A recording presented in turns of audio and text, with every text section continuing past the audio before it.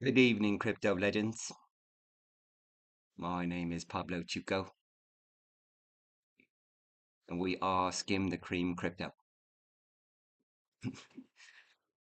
Yeah. Oh, sorry. That's literally the worst Tinu impression ever. You know what I love about that dude is that he always starts the stream like with a really meaningful look, right? So like staring at you like that, right?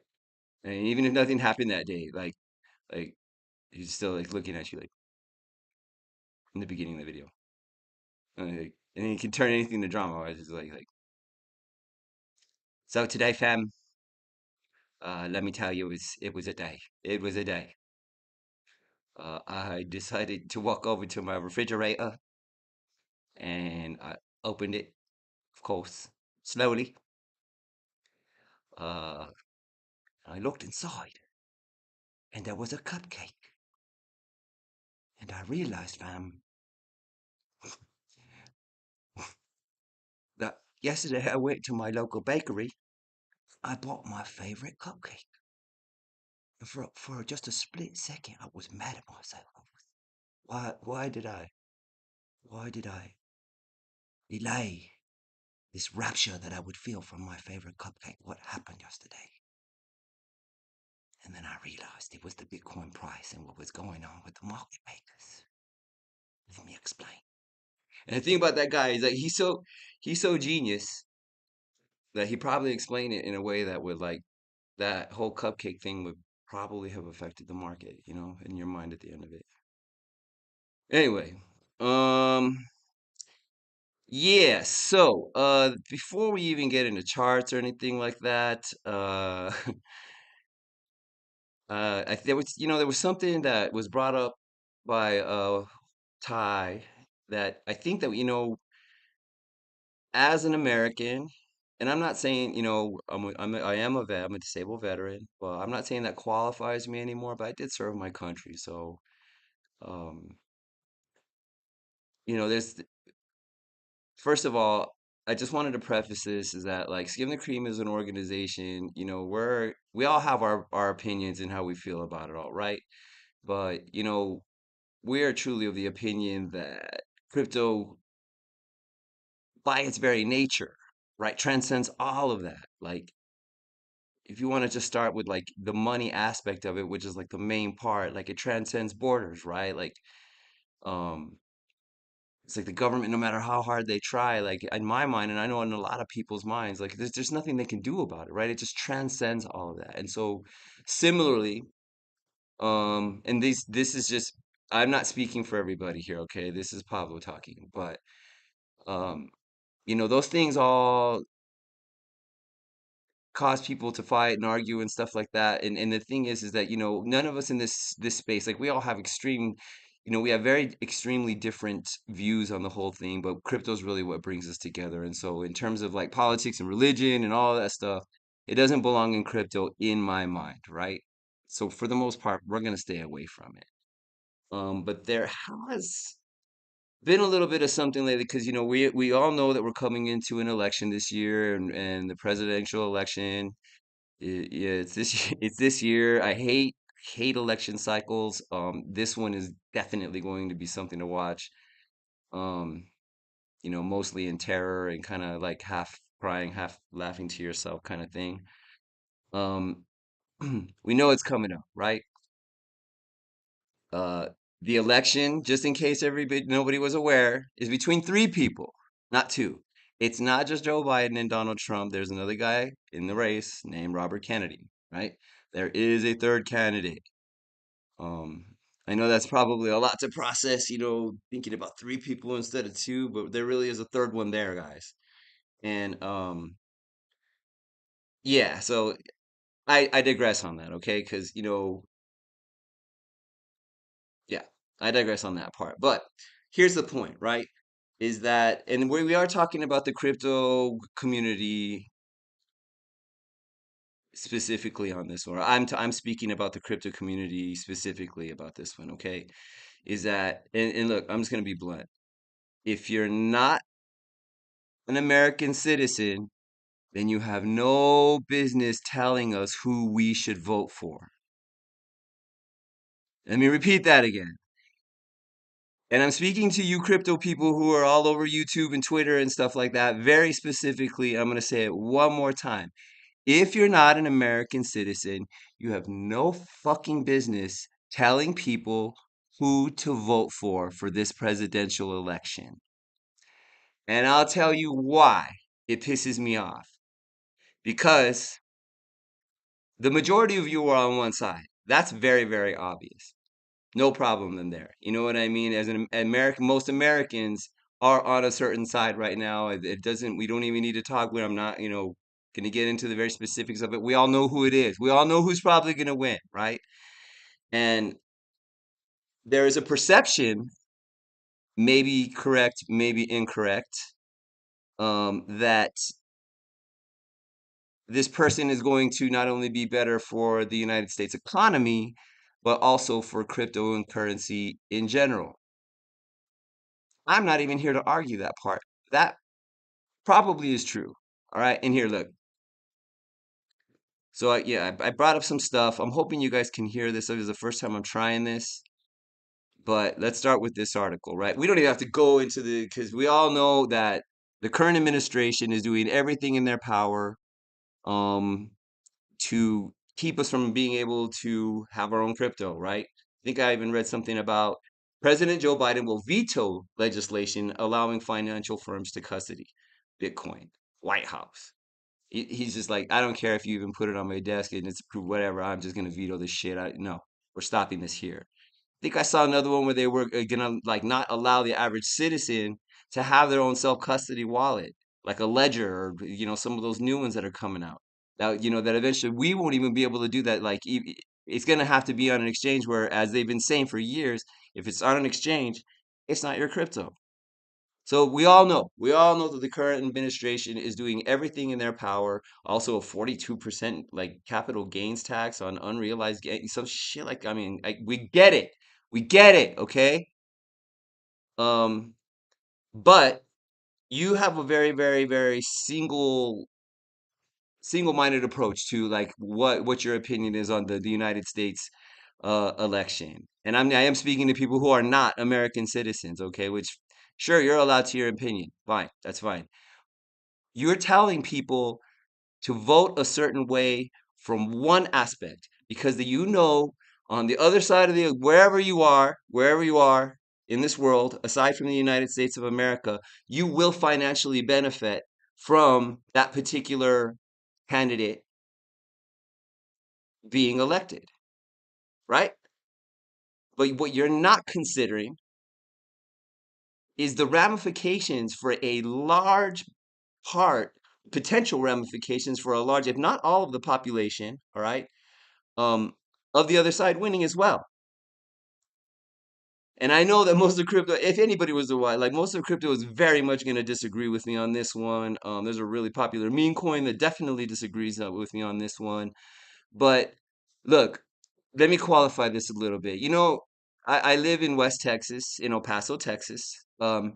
And I literally live in the part of El Paso that you can't really get much closer to the border. And whether we're building a wall and all that migrant surge shit that you've been seeing on the news lately, all those videos of those people walking just on the other side of the fence of the wall. Yeah, that's literally right over there, like a mile away. I can almost throw a rock from my front yard and hit Mexico with it. Not only that, but I live close to the main port of entry. Downtown is right there.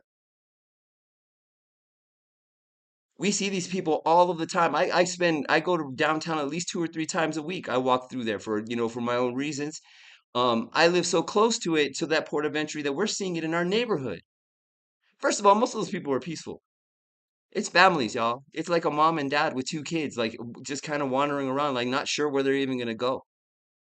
Look, enough. I'll digress on that part, okay? But I'm just saying that all of that is something that I see on a very regular basis. All right, so all that problem. So okay, so there. My whole point of this is that bipartisanship, in my humble opinion, look, those guys are all having dinner together. It's part of an overall plan.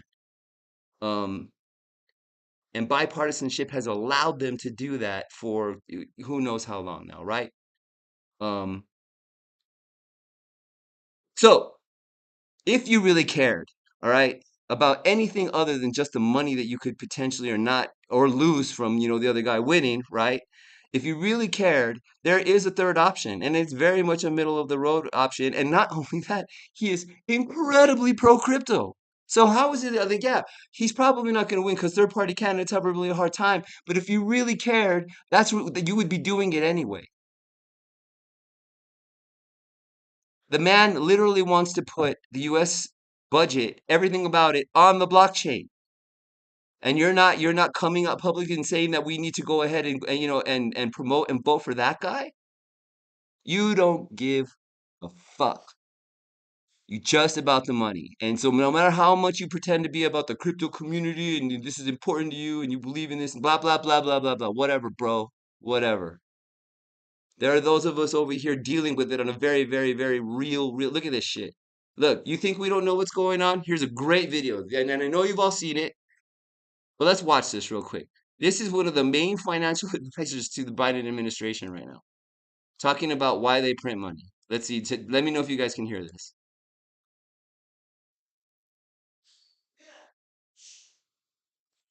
For fuck's sake.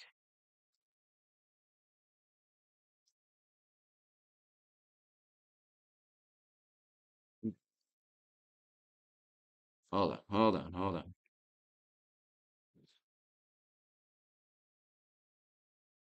Oh, I forgot to share the article, but yeah, no.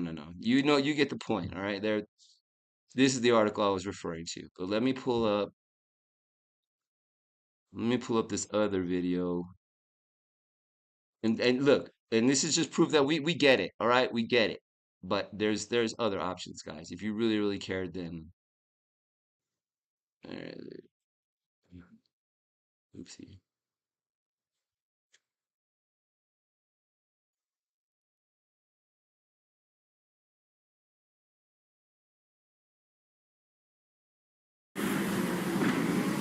Let me know if you guys can hear this, please.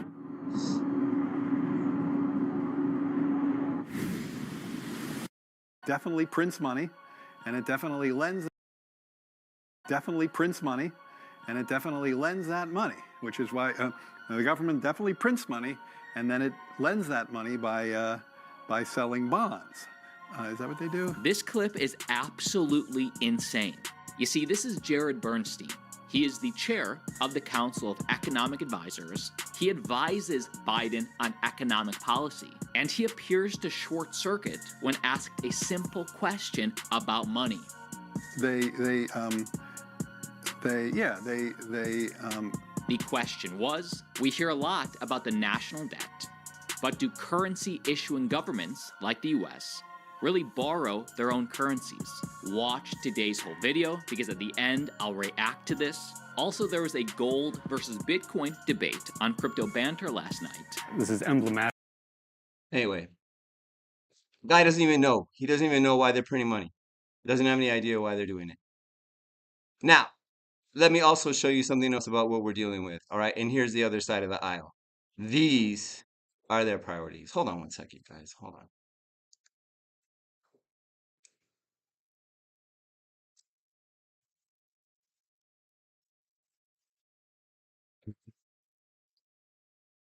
I just want to make sure people can hear.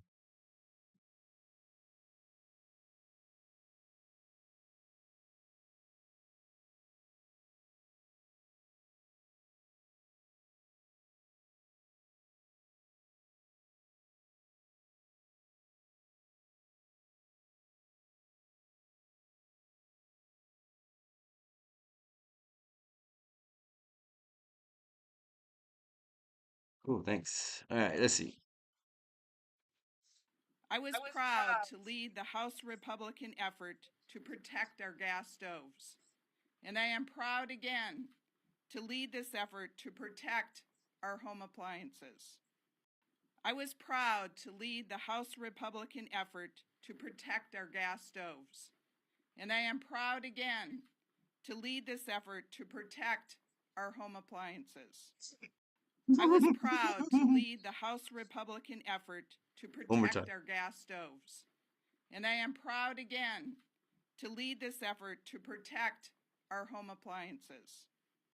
I was proud to lead the House Republican effort to protect our gas stoves. I And I mean, am look, proud guys, again. look. So yeah. Oh, hey, Ty. Whole point being, right? Look, we get it.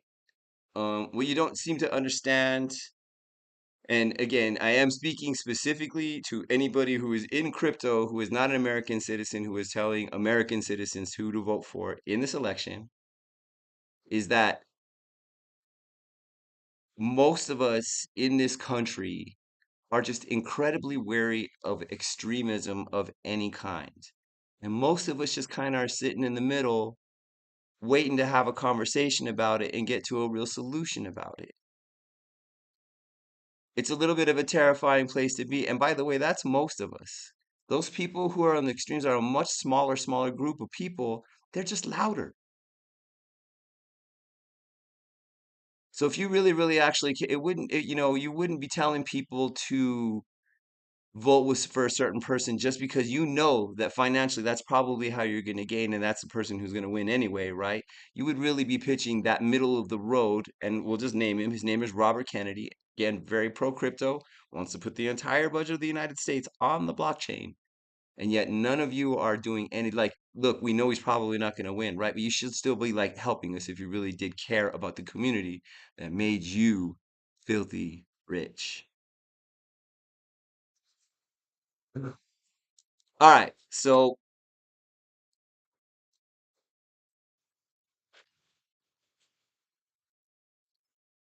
let me gather myself here. All right.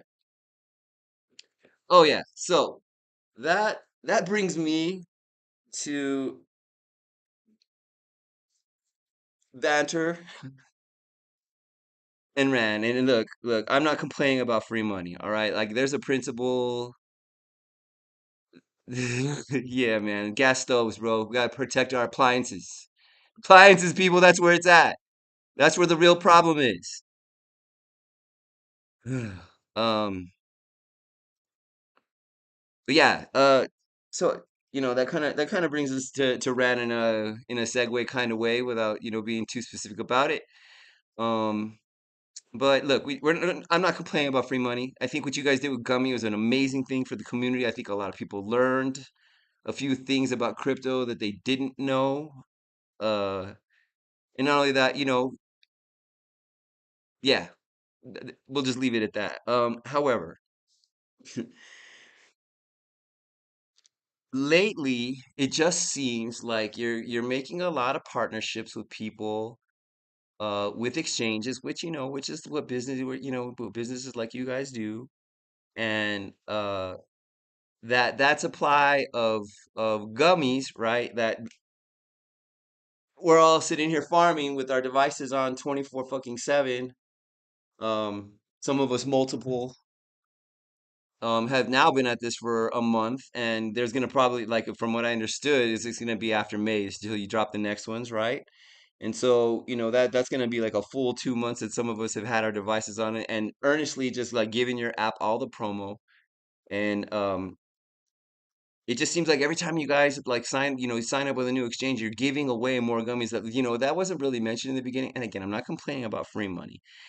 Here's my point is that in the beginning of this, right, it was really about this whole community thing, and we're going to give it to the community, and we're giving this to you for free, and then, we're not going to really, we're going to let you guys do whatever you want with it.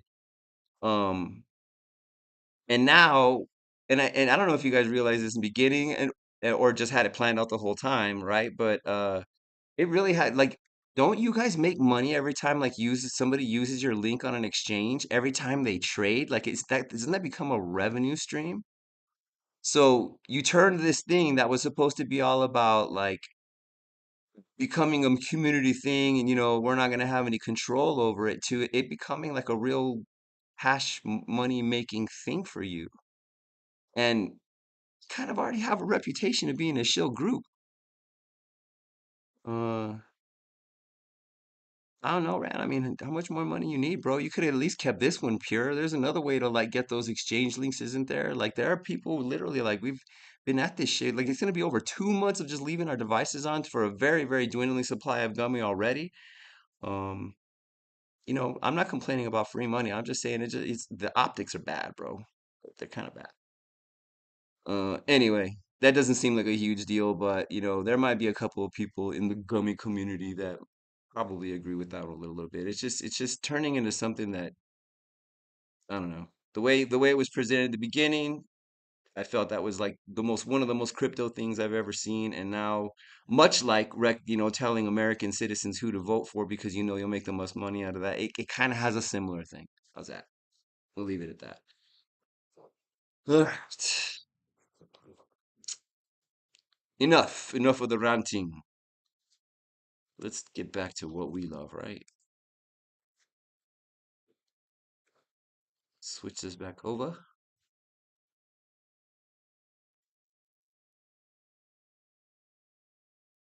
I don't know. If I'm off base, guys, say something in the comments. Like, I'm just saying, man. There's just something, and I've never really been crazy about that organization, but it's just like kind of like a Bitcoin chugger doing this, and they're just going like, oh man, what happened? All right, so let's do a quick little review of what's going on, right? Yesterday, look at these two boxes, guys. This is a 1 minute chart I drew those on. In fact, like I only think I drew them to like right here and had to extend them just to cover like how long they ended up being relevant. I mean, it's not, how many hours is that? 9, 3, 6, 9, 12. Oh shit. I mean, it was a good 15 hours worth of action right there in those little boxes, right? So short-term, long-term fibs seem to tell you what you need to know. Here's the long-term one. If you guys remember, the rule was that all the EMAs needed to be in place on the 1 minute, which of course sounds a little ridiculous, except for the fact that everywhere else we were just seeing death crosses happen, and so we were just looking for the first bullish sign of a recovery. And then when we were looking at it, was about right here. So a little after the stream started was probably about right here, right? And I think we're coming down into this area and just starting to push up a little bit. And what we said was that first of all, we thought that 800, which was the last one that we needed to get over, right? We said that the 800 and where the golden pocket converged, we were going to probably see a reaction. And then we looked on our indicators and things were just kind of overbought, right? So we felt like a rejection probably was going to happen there. On the money, yo. On the money. Now, here was the dead wrong part of it all. For real, Ty. For real. Yeah, especially somebody like you, man. Oh boy. I can see Ty in the House of Commons just like kicking over chairs and throwing wigs and shit, man. Like, fuck yeah. Stay the fuck out of things that are not your business unless you're dealing with it in a very real way. And like I said, I see it all the time around me. I know Ty, his description of it is very similar as well. Stress has his own version of that as well.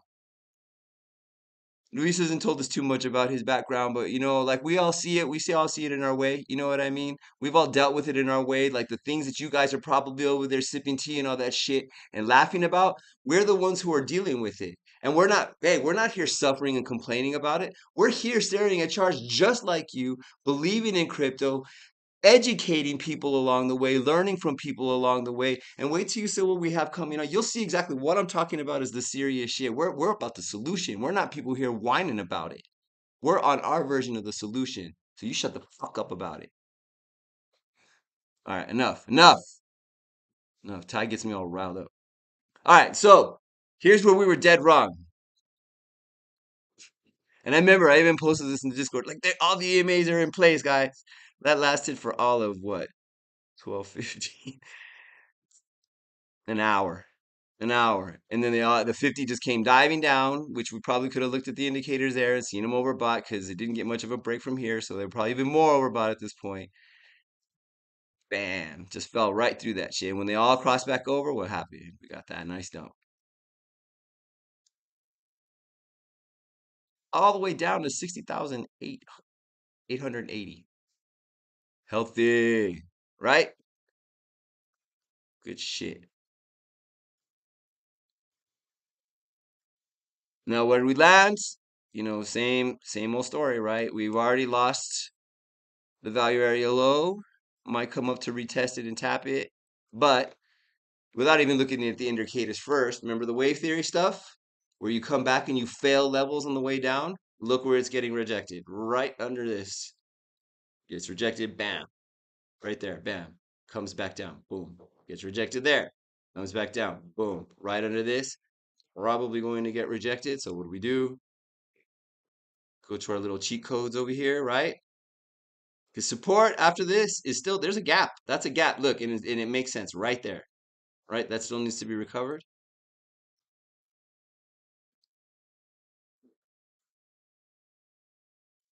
All right, so let's zoom out a little bit and just take a look at the indicators. Bottomed out, sort of looking like it must swoop up. You know what? Yeah, we were on the daily. That's when the 12 hour. Where are we at there? Halfway down. Halfway. We hit the daily, still needing to come down. 2 days, still looking little 1, 2, 3 pattern on the RSI. But daily and 12 hours, pretty much where we're at. 6-hour bottom, 4-hour bottomed, 3-hour bottomed. Look at this. Look at this. It just got drove into the ground, guys. Like,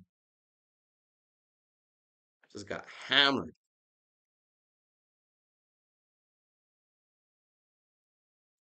Now you could say, oh, it's because the market makers are selling and stuff. Look, this is just normal TA. This is normal behavior.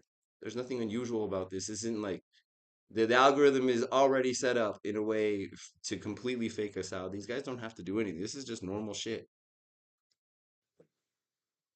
So 1 hour sort of kind of peaking back up. So 1 hour, look, and that would kind of like make a little bit of a confluence with maybe, coming up to even test these levels. But look, it's failing this. It's just not even. So maybe to that value area high. That'll be your 1 hour push. And now watch, everything else is about to swoop up too. But 15-minute already topped. 10. All right, so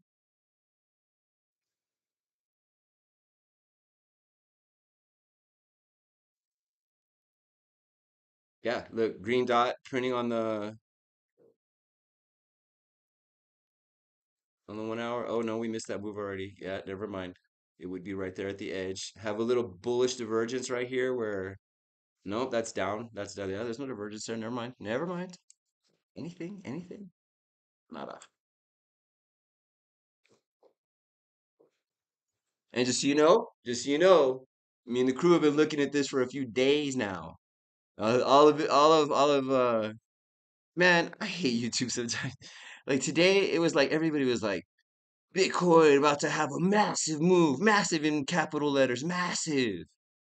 Altcoin, and then that was the other thing too, is that like there was a couple of them who have just been like, altcoin season happening any seconds, and that's been happening for like 2 weeks, and for the first time, like those couple of people who have been preaching altcoin season for a while were like, don't buy just yet. Look, we're always going to tell you the truth. Nobody likes to hear, hey, a dump is coming, but we've been calling it in our Discord. It's probably around right here. Did we short it? No, because we're still getting better at it and we're a little scared to short. But look, we've known this was happening this whole time. And why? Why? And we're going to hammer this into our heads over and over and over, just like Bitcoin doing it first on everything else, right? Longer term, what are we in? Uptrend or downtrend? We are in downtrend until we aren't, right? People are like, oh, and again, people were like, oh, we're confirming. And I was one of them at first too, right? Was like, oh, we're confirming lower trend and we're gonna bounce back. I mean, that's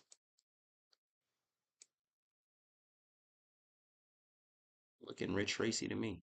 Again, here's our hope for a bounce after this. Would be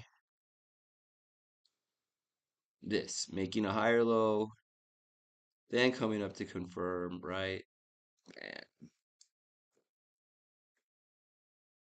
And why? Because the market always comes back for its money. It's got to settle that liquidity. It's got to juice the algorithm, not people behind a computer.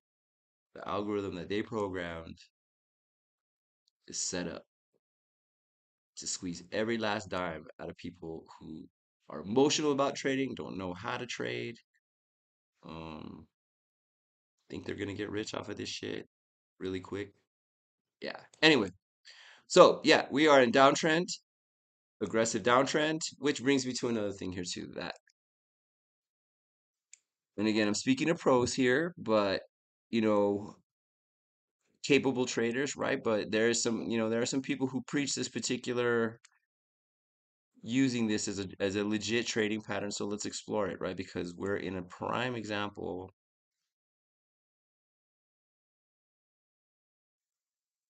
of how this tool might be used.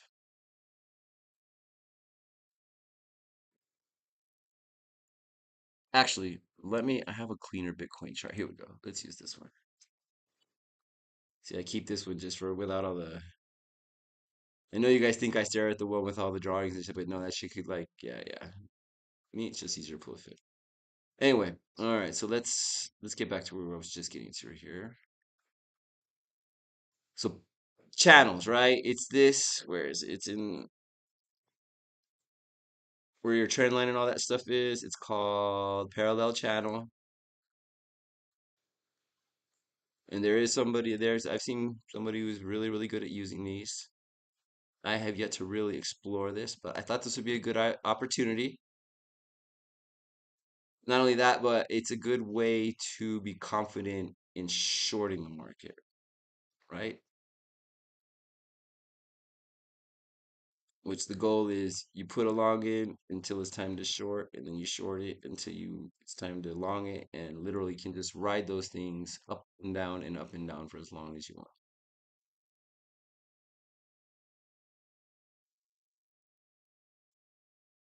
Perverts. That's not what I meant. Jeez, what's wrong with you people? All right. So it's a parallel channel, right? Oh, look, here's another one. And this will help me illustrate my point. More or less. We'll just draw it. Oh, I know what to do. Watch this. We'll go from here because this is where the triple top is, right? And then just include the meat and bones of the trading range. Something like that, right? Not perfect, but this is just for illustration purposes of how we can use parallel channels to long and short no matter what.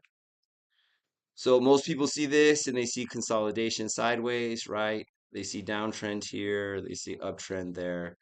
What I like about parallel channels and what I do understand about them is that um, midpoint, whether they're straight, slow down, doesn't matter. Doesn't matter. Midpoint is always a place of reaction and something that you can use to trade. So I'll get this out of the way so it's a little bit less, because we'll use current trend to illustrate what else I'm about to say. So yeah, midpoint, see, like touch, fail, right? Next time it just actually blasted through because it had already worked this out, right? That's how important of a point that is. This came down, bounced off of it at first, came back down, touched it, came down, touched it. Get what I'm saying? Now, yes, you can use that halfway point as a reference, but something else I've also come to understand about this is that you can use the quarter points as well as references.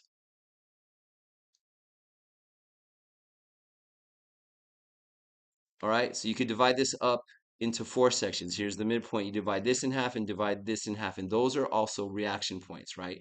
The only one that's really like showing as a good example right here is right here. That's pretty much, if you're sloping it sideways, that's 3/4, right? And this is in confluence with everything else, right? This is just pure basic pattern recognition. So look, Here's another possible example. Here's this 800 underneath us at 4 hour, right? We're probably going to retest it because we lost. Yeah, not only have we had the bearish cross on the shorter time frames, like what, 2 or 3 days ago we were tracking that. Now they're filling the 50. But look at where the 800 is right now. If this is 0 and this is 1, so this would be 1/4, 1/2, 3/4. It's right there at 1/4. So there's another good reaction point, right? So listen to something else, just on confluence with everything else, just looking at it might help you make another trade. That's all I really know about them. But you know, a lot of people you think that you have to trade this all, from bam to bam to bam to bam. That's not the case. There's a pattern that develops in here, and if you're wondering, what's going to happen next, here, watch. It's just bounce off of a very healthy fib before. Yeah, look, that 3/4 was right there at the golden pocket from this previous high to this previous low. Bam, hit the golden pocket, got rejected right at the 3/4 point in the channel. Is that making sense? All right, good. Good, good, good. Just another tool for the arsenal. I just wanted to go over that real briefly. Yeah.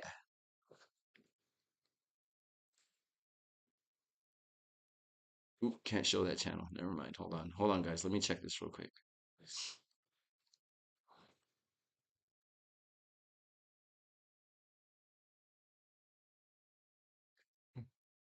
Somebody tell Luis to get in here and stop working right now. All right. Oops, shit. Yeah, let's get back to this. There we go. All right. So let's see if we could just take a look here, see what's going on. We are in a new zone.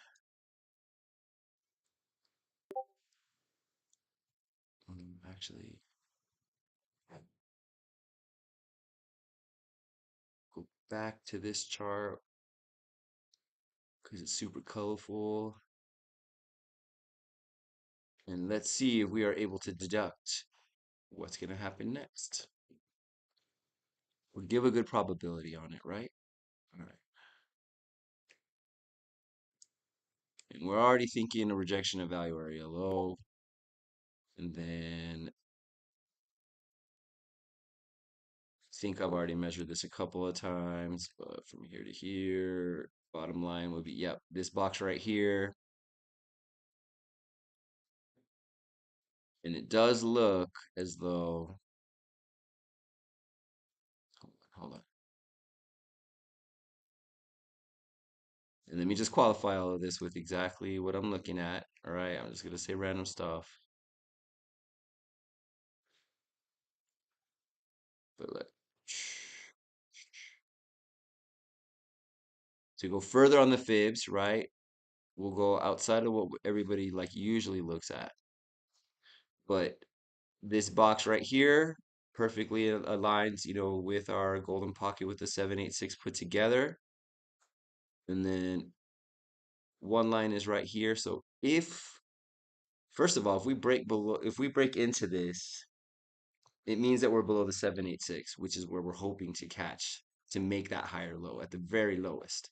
So it breaks below that and into this box, and we head below this one. And so, in other words, we continue downtrend and we're already forming a lower low, your first target. Then would be, I'm going to put this along lines with these. Now you're looking at next level of support being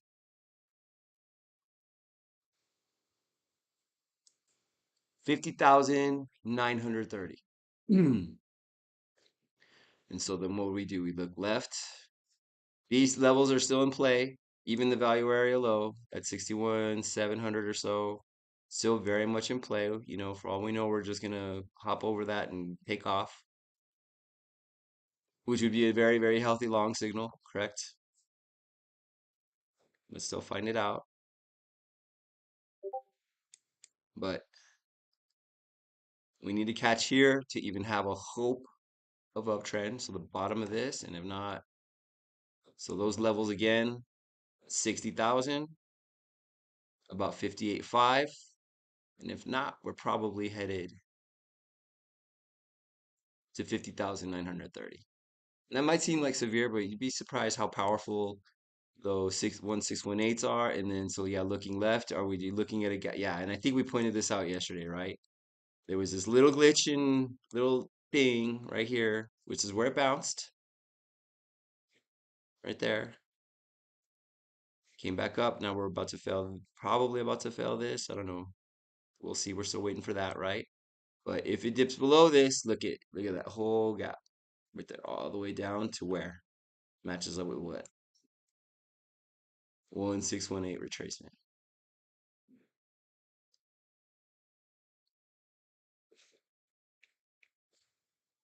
And then zooming super out.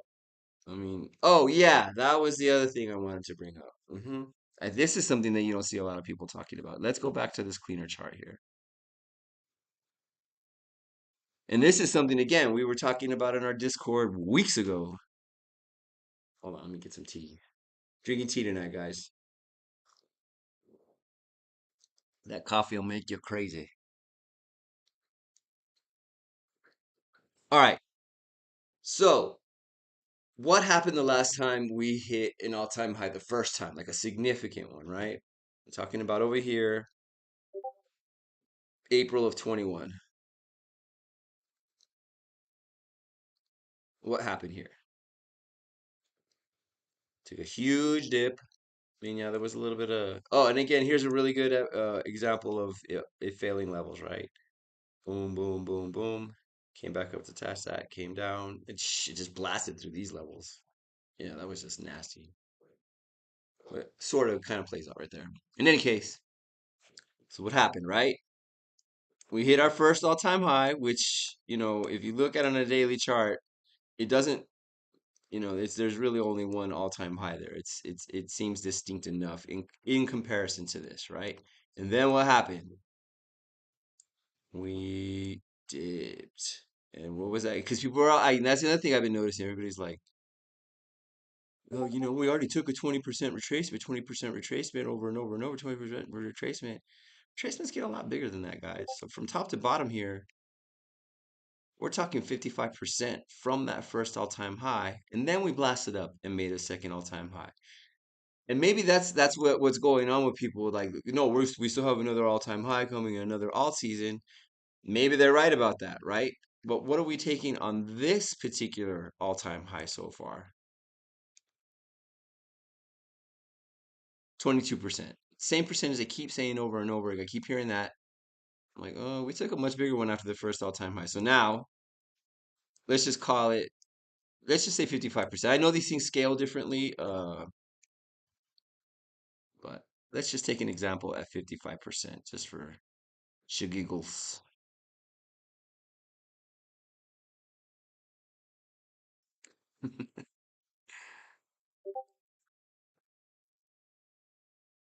No, no, no. I'm doing something wrong here. Hold on. I can't possibly be right. Hold on. This was 54%. This is okay. Yeah. I don't know what I was doing earlier. About right here,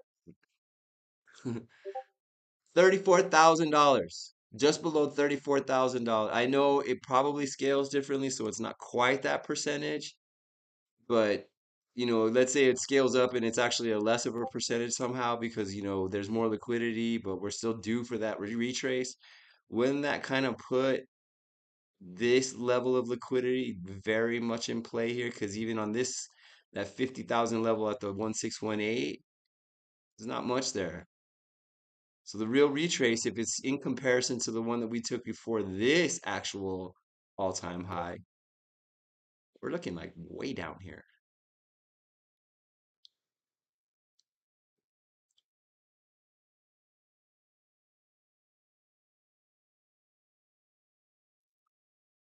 Just saying, guys. Just saying. One second. Let me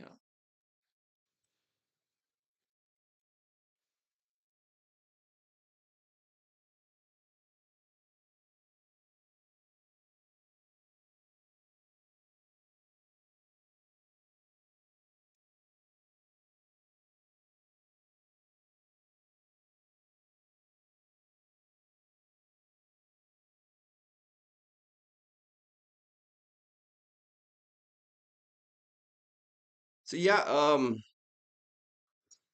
what else? Let's see.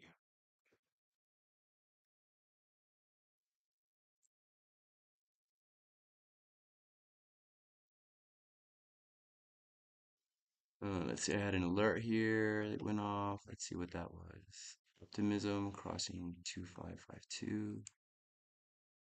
Um,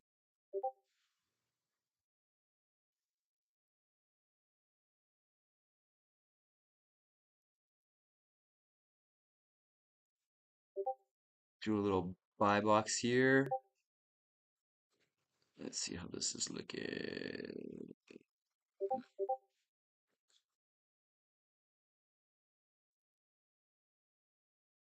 Yeah, I mean, I don't know. I just feel like you could short anything right now, and that's pretty bullish. I mean, if it breaks up soon, somehow does opposite of what Bitcoin does.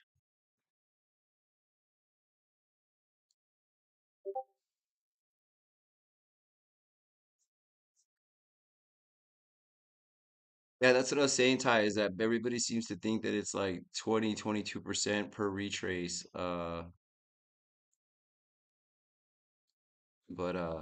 I was just kind of pointing out that longer term, like the longer term pattern that we went in through before there, after we hit that first ATH, it was actually all the way down to 55%. And I gave a level.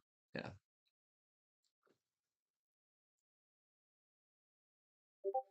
One of our members was looking at XAI today. Let's take a look.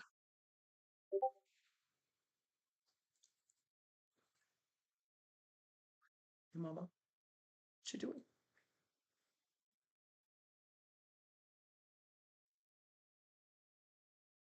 Is it? Let's see.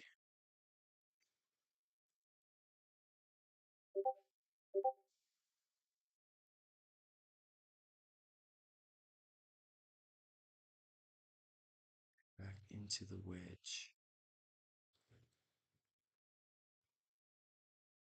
Oh, so you're still looking at it like something like this then.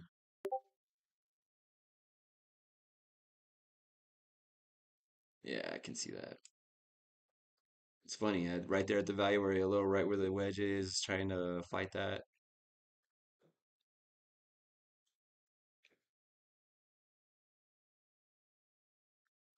You don't need PA, Luis. You just look at a chart and know what to do.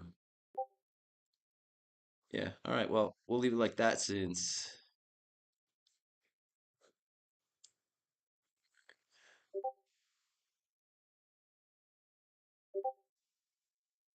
So yeah, that's what we're looking at. See if it could break above trend, beat that value area low, which it should, right? Like that's supposed to be the low of the range. That's supposed to be where it bounced, and hypothetically, I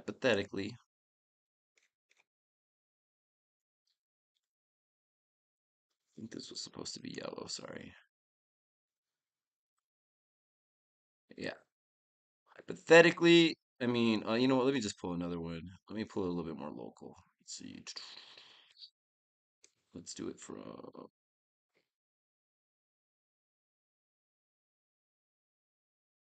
No, we need to take the whole pattern into consideration. Let's see.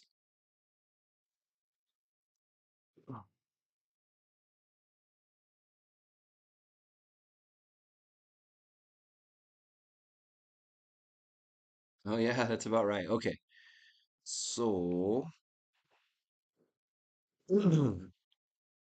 we're in a little bit of a so usually you would see these and they would be a little bit more spaced out, right?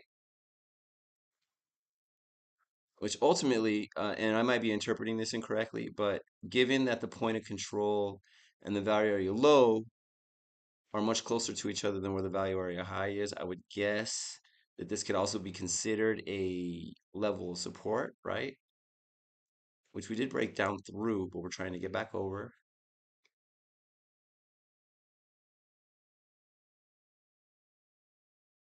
So yeah, if we can get back over this point of control, we're probably headed up to 70,000, which sounds a little, I mean, we're gonna have to get out through 67, of course, first.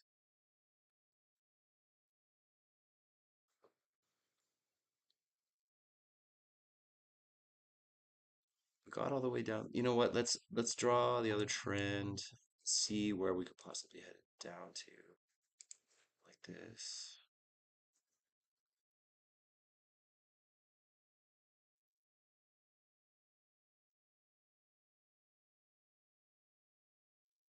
So if we're not able to confirm over this, yeah, yeah, that's low, guys. So we better catch here because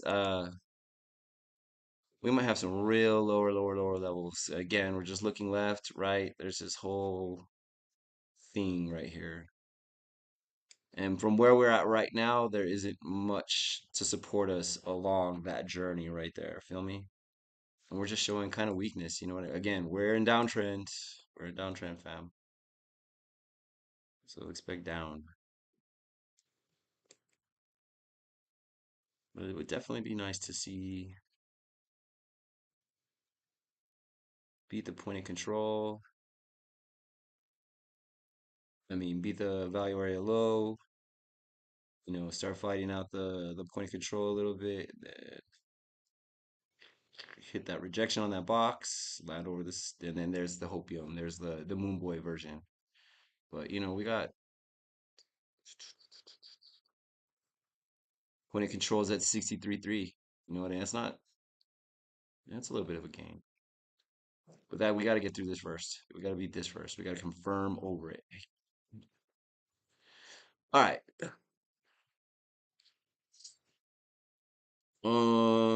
Let's see. So let's just go through charts real quick that we've already been looking at. ENA. Again, there was, you know, I thought for sure I missed a trade. So, nice little recovery though so far. But it did dip all the way down to 85 cents, but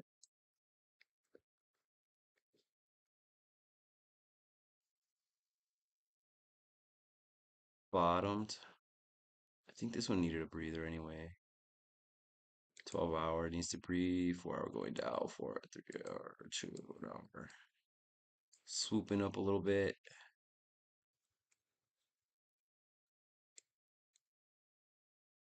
That's healthy little pattern on the 30-minute. What does the 15 look like? Money flow, money flow. I need to break. I need to break. So where are we at trend? Did it break anything?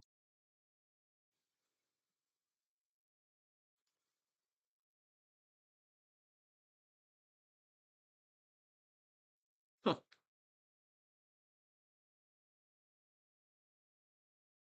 Trying to do the same thing Bitcoin's trying to do right now, right? Maybe that's a hopeful signal if this breaks through first. It's a nice little run up. Kind of sorry I missed that. All right. Farfan was looking at XAI earlier. Zoom out here a little bit. Probably got stopped out of this trade. Or took, yeah, he's probably smart enough. He took profits already, but I mean, it didn't dip too far into that. Yeah, it didn't dip too far in there so far anyway. That's bullish divergence. That's hidden. This is hidden bullish divergence, guys. See how this and this are the same level, but this is actually moving up. Like this isn't angled at all, right? It's flat, but this is going up. That's hidden bullish divergence. That might be the sort of first sign of a little pump coming for XAI. But again, we were talking about the triple tap. You usually want to see like 3 versions of divergence, points of divergence right there before you're going to see a real pump.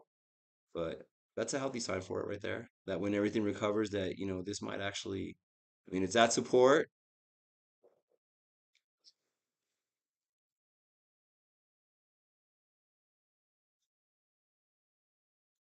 Obviously, there isn't much below it. So if it does fail this right here, it's headed below. But I mean, considering what an aggressive downtrend Bitcoin has been in comparison, this has been sideways. That's not bad. Put that on your radar. Woo! There's Casper. Check it out. Remember we were talking about this last night. I might just blast up through this. But it's gonna have to take a retrace. It didn't quite get to trend yet. But it does seem that most of the market are like is kind of pushing a resistance level right now, right? Funny how that happens. But nice gains for Casper. We've been watching that one for a while too. Nice breakup, especially in such a bearish pattern like that. That's cool. Look at that. It even bounced perfectly off of that top trend line. Damn. Gotta make the cheat up, man. ETH under 3K. Uh-oh. And again, ETH is just kind of due, y'all. It's just kind of due. Look at that.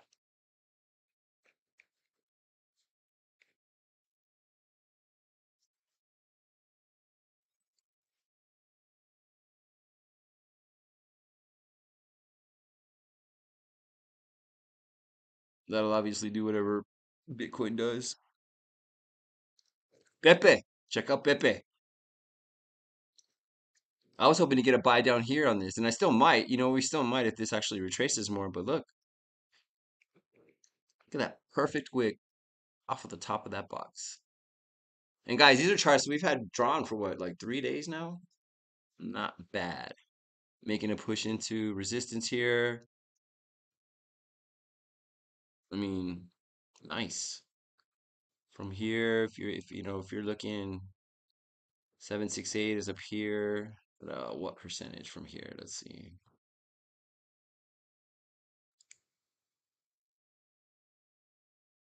Quick little 8% maybe. But here was the thing that we were looking at on Bipit, right? Is that it's gotten through, you know how most of them are still kind of doing this number? There's a lot of it, like it's in its upper areas of liquidity right now. And once it gets through this box of resistance, this is headed to all-time high, which we marked up here at the 1618. And again, from here, see, 1618 always seems like this huge target up here, guys. Be surprised how often it actually hits that shit. I've given up on gigs like there's no way it's getting that high. You just wait a couple of days and sometimes that shit happens. If Bitcoin 85%, guys, if this from here, not only that, but in its actual pattern, right? Like that 1, 2, 3, it's at the bottom of that pattern looking to make a new high now. It might go lower, but if it doesn't, this is a really good buy. Solana. Let's see, Solana. Yeah, broke through trend. Now coming back. Maybe gonna come back all the way to test trend line down here. Point of control is there, right? Where the 800 is. Watch, why don't we just draw it? Come back to that way. I can back test this a little bit or something like that. Some cheap Solana, nothing wrong with that. Take it. Optimism. Still in that same pattern. Kind of looking a little bit like it's gonna round. So maybe, we got convergence with the trend line here. We got support box here and the value area low here. So maybe something like that. Come up to the point of control and test it, and then we'll see where it goes from there. Gummies. The new marketing machine for Anta. Just giving them away. Just giving them away. Give us those exchange fees, y'all. Um, got hammered. I mean, it would be really funny to see this just dive, y'all. I know we all hold it, but if you watch the beginning of the video, you know what I'm talking about. Anyway, um, Tucker. There we go. Hey, that's a higher low right there on the 4 hour. At least a little bit of an uptrend beginning there. And not only that, but I mean you're looking at a little bit of a longer trend line from here to here. And yes, it's a low liquidity coin, but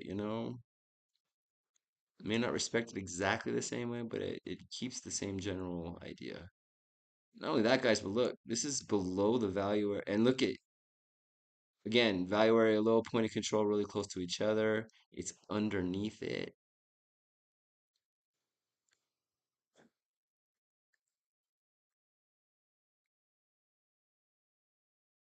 These are mostly long term. If you really want me to like get into the meat and bones of any of these charts, please let me know. Um, for now, let's take a look at Bitcoin and keep an eye on that close. If there's anything you want me to do, like some really short term shit on, just let me know. Um, oh yeah, let's check Luis's Pedro. Oh no, he sold it. That's right. But let's check. Let's see how he's doing because it was at support earlier. Oh yeah, Thursdays, guys. Thursdays, we're gonna literally go to Deck Screener. I'll show you what we're gonna do right now. Gap. Look, it hit that gap.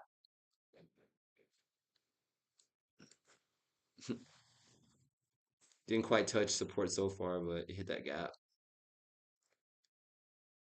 Nice TP, Luis. Nice TP.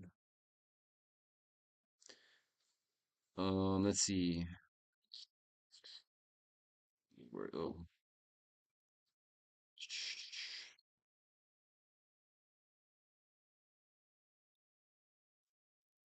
Okay. We were at Tucker. Adam. Let's see. Same shit, right? Pushing.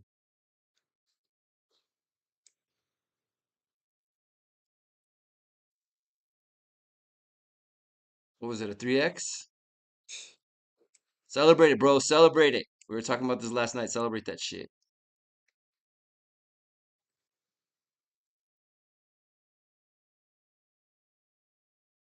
Look at that. Look at that. Look at this trend. Look at this. A 4 hour chart. All these. I think we were looking at this last night too, but just wick, wick, wick, wick. Trying to push. Looking pretty good. And what I like about Adam, we talked about this before, but it's showing relative strength, right? I mean, even now, look at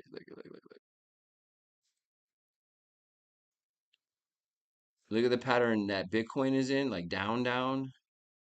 Atom, it's a match. It's a match. Like just been showing relative strength against the market, like making some good percentages. I may not even get this alert, but we'll see.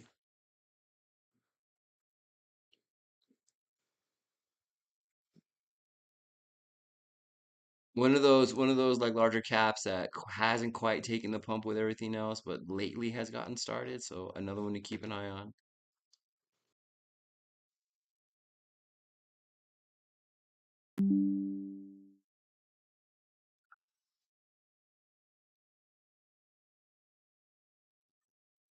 Yeah, sorry about that. There was my obligatory disconnect with OBS Studio. Happened to restream once. Yeah, I've been hearing really good things about that coin, Luis. You're gonna have to drop some alpha on that one soon. And I heard the guy behind that coin team, like the one that's like, that's his little brain, his little baby, his little egg, is super pro, really good at what he does. So I can't wait to see what they do with that coin. It's gonna be fucking sick. All right, so yeah, back to ONT.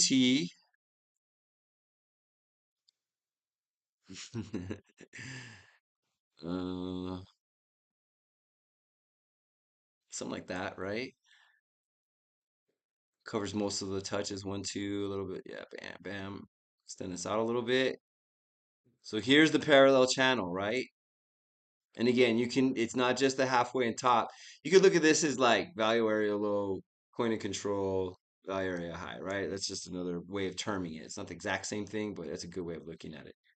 Um, so, and then again, you can trade the quarter points. It's not just this, right? It's right here, quarter point, quarter point. Those are also reaction areas. Like if you were to draw a fib, watch, there's going to be an important fib about right here.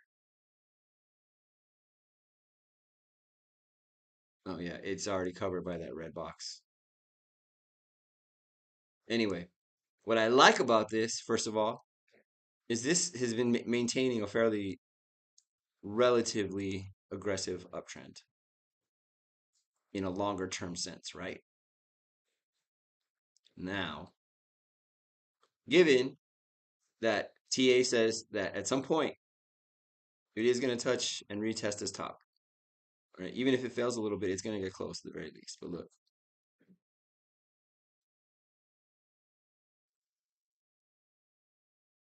bro, that's 70% from bottom to top.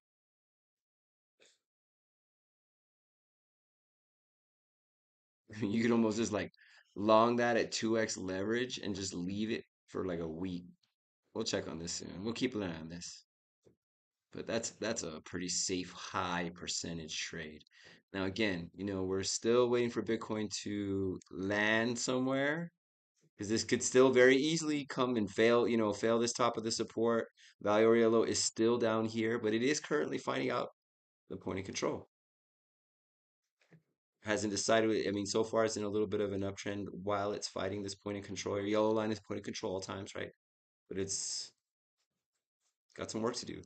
But given that it's already in that upward channel, and we may have seen a little bit of a bottom, the 60,800 is a significant level of support for Bitcoin, y'all. So we may be getting that all. In fact, yeah, like I can already kind of see a little bit of pumpy action. But let's say, we actually do take a good retrace, and we'll take a look again at Bitcoin. But this could still come down here before it. But even that seems a little like not feasible, infeasible, unfeasible, anti-feasible, retro-feasible. All right, I'll stop. Um, but yeah, look, I mean, that's healthy compared to the rest of the market right there. That might be. Let me just move this one up too.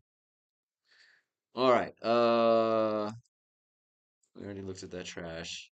Let's see. All right, Luis, let's see if we got anything good for your link. Same old shit, right? Any long-term hope of somebody had this in their stream today. Like they were talking about a trade on it. I mean, let's see if there's something that 4 hour look. Okay, let's back out. Bottomed. A little toppy. 2 days still working its way up. 1 hour looks like it needs to retrace. But again, you can establish trend on an RSI too, and I'm not saying this is gonna happen, but let's say using that bottom, you could blah blah blah. Of course, not that extreme, but you could catch there is what I'm saying. 12-hour bottom. Ooh, 3 hour, 2 hour, 1 hour. Needs a breather. Breather.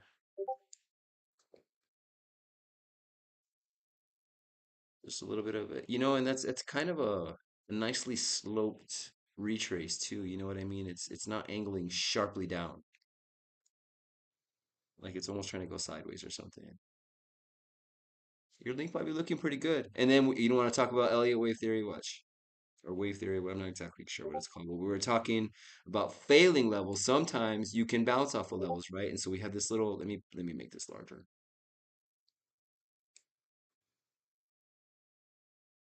This, if it's about to reverse, right? Because it doesn't go down the entire time. There's a point where the wave like starts to come up. And this doesn't show every single little point, but it does have two of them, right? So it failed this level. But again, 60,800 on Bitcoin, we might have a little bit of a bottom. So this just as easily could bounce off the top of that level, which is right here. That's also wave going the other way.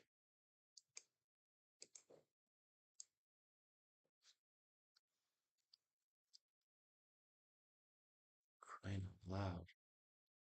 All right. I think might be some moves soon. Not bad.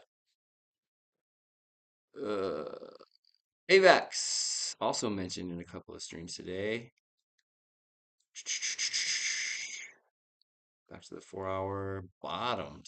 Damn.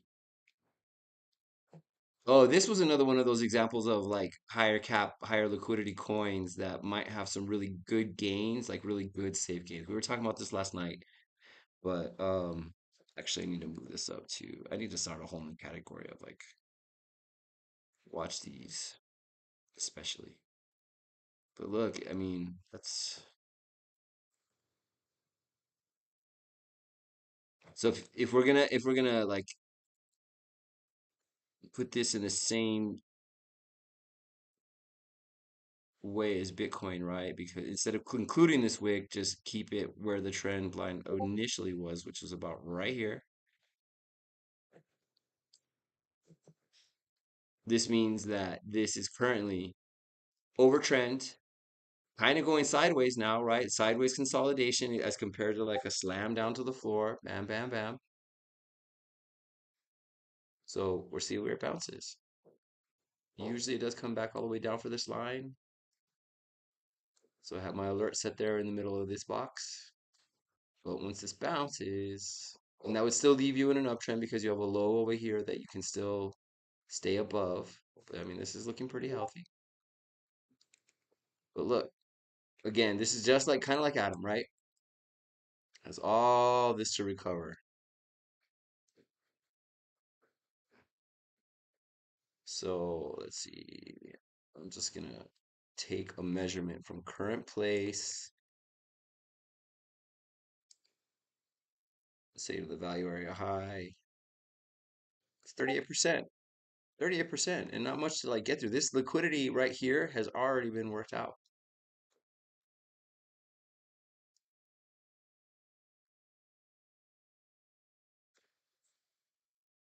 Looking pretty good. And AVAX has been quiet. It's always when they stop talking about it that like that's when that shit starts to run, yo. All right, render, render.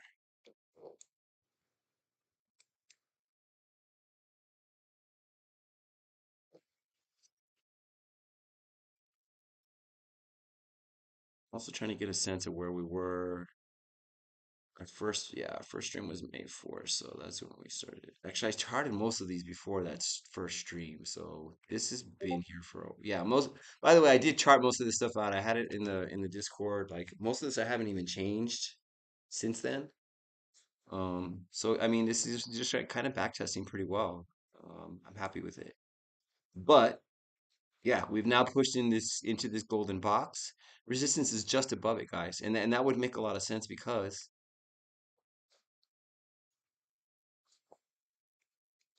it's pushing all-time high status right now.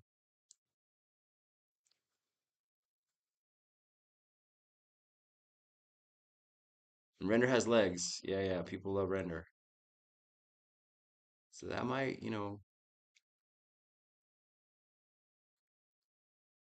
take a nice little hop over. What is it from here to trend? Just to get to the trend line at top would be 40. What? 40%? GTO, another one people have been talking about. Let's zoom into the 4 hour here.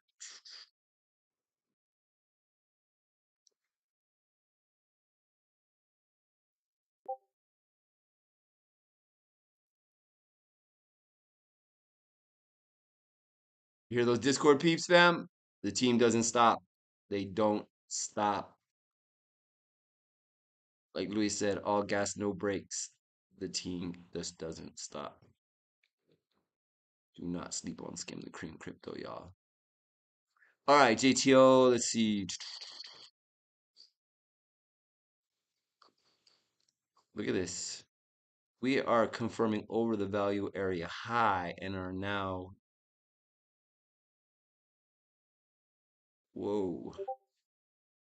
Now we're definitely. Hold on. This. Yeah, yeah. Look at this, guys.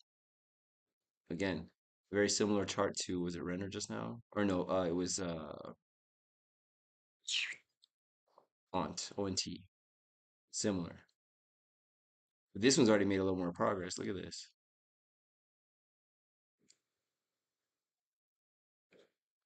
Oh, yeah, we're doing parallel channels today. We need to get into that habit. But look, bam, bam. Just you always want to include, like when it's not clear, just include as many touches that make sense to you, okay?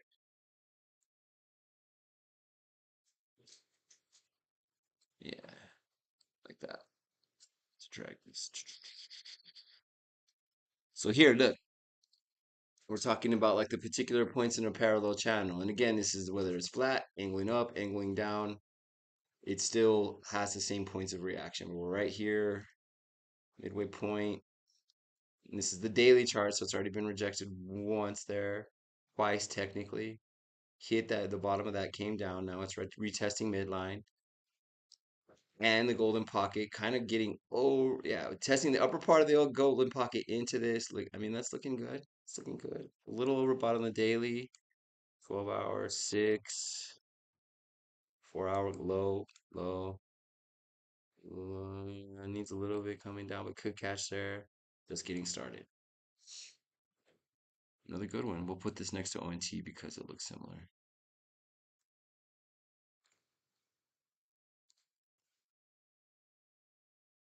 Nice stress. Nice.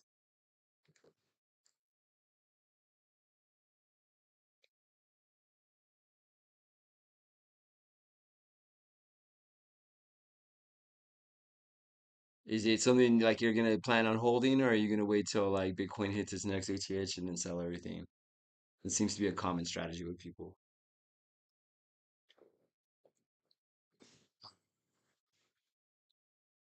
Hey, Mama. I wonder if you guys can see her. Let me try something. Hold on. Let's see if you guys can meet Big Mama of the house.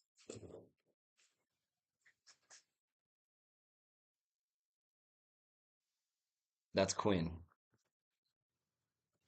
Yeah. Sorry, I'm trying to do this with my lap. That's Quinn. You can't see her very well. But Quinn's Big Mama of the house. She's the one that's been here forever. Um, she came to me because she's so cute. She came to me because a friend of a friend was sitting outside of her apartment, and Quinn, as a kitten, you know how like Stress, you're familiar with this. You know how when they trap and release a kitty, they'll clip their ear, like so that way people in the neighborhood and even animal services and cops and stuff know that like they were trapped and released, they've been fixed, they had their first round of shots and released into the neighborhood where they were found. That's Quinn. She's got a little clipped ear, so she's when I say I'm taking the cat out, she's the only one that's allowed outside. The rest of them are strictly indoors kitties, but Quinn doesn't use a cat box. She likes to go outside and establish a healthy perimeter around the house from the other animals in the neighborhood, including the skunks. And she's been my homegirl for probably shoot. How long has it been now, Mama? Like 8 years? Yeah. And she's like, and the funny thing is out of all of them, she eats the least. Nice, nice dress.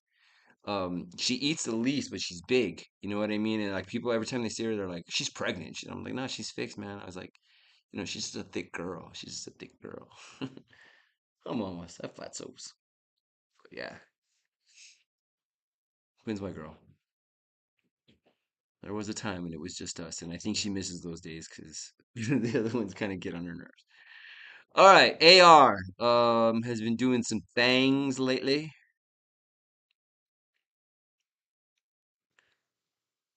Mm.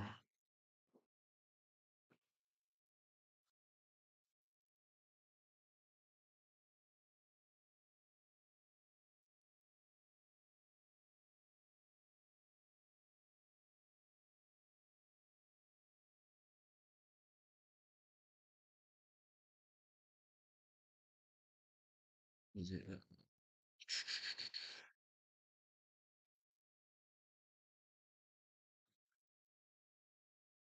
I'm not sure what. Actually, I'm not sure what one. Oh, okay. That's good. Damn, that's where you got in, bruh. Nice. All right, AR. Let's see. Look, this might be an example of what's about to happen, guys. I mean, I'm not saying it's the same percentage of retracement, but it's looking a lot like that. Yeah, yeah, she's my girl. But it's looking a lot like it took that retraces now is headed on to that second. Look, let me go back. Let's take a back step here. Let's first of all, let's measure this.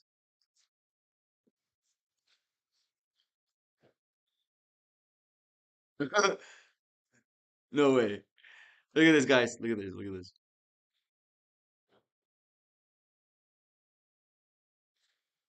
Wait, maybe I'm missing something here. Let me just back up. Yo. Check this out.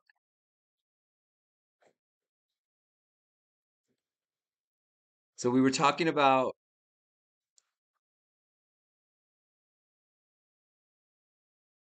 yep. We were talking about how nobody really is talking about this retrace after the first all-time high in 2021 before we started heading up, and we measured it, it was 56%, and then we came over here and said, we still kind of need to take that retrace before the real all-time high that everybody keeps saying is coming to, because it happens every time. So then we measured that down 55%. And again, we did say that, it might scale a little bit differently, which would put us about 34,000, right? We go back to this chart here on AR.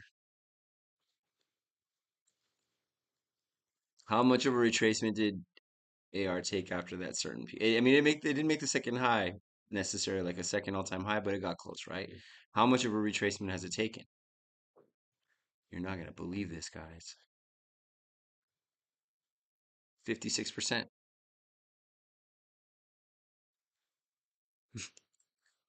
Not bad. Just saying. And again, here's a really good example of a coin that's really about to like test upper liquidity and probably blast through this shit.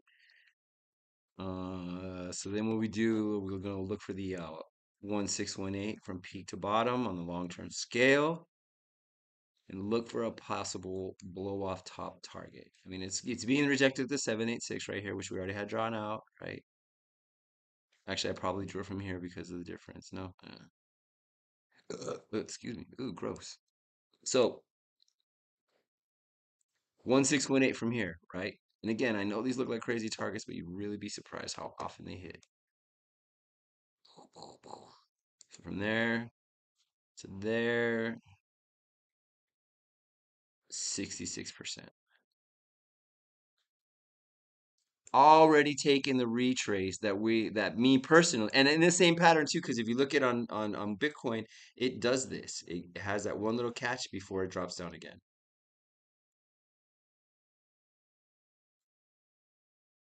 This might be due for all-time high really again, we're waiting to see what Bitcoin is doing. Let's take a look real quick. But, you know, even Bitcoin getting to 67,000, which is a reasonable target, we're all kind of, I think Ty was saying earlier, we're waiting for Bitcoin to decide on 60,000 or 67,000. And I think he's very right about that. But if this starts to take a pump and starts to push towards 67,000 in a real way, this is going, I can almost guarantee you that all this needs to do is just go like this, and it's gone.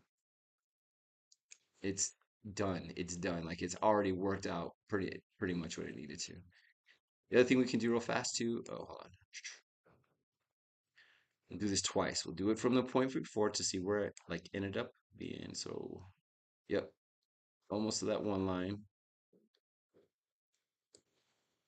Then for now, we'll use this wick as bottom, doing another trend-based fib. Bam. Yeah, we'll go to this wick high to that. And then see the one line is almost guaranteed when in trend-based fibs. And if uptrend does continue, and we all know the crypto market does depend on Bitcoin, right? But that one is at 52 cents. I mean, $52 from here. It's 33. I mean, that's still 36%. So we'll draw another line there as like a TP1, just in case anybody wants to try this. And we'll put TPs wrong. It's not quite as visible. There we go. Then we'll stick another one right here, 1618. Fuck. Looking good, looking good. Check on Bitcoin. Go back to the 1 minute chart and stare at it for a minute, guys.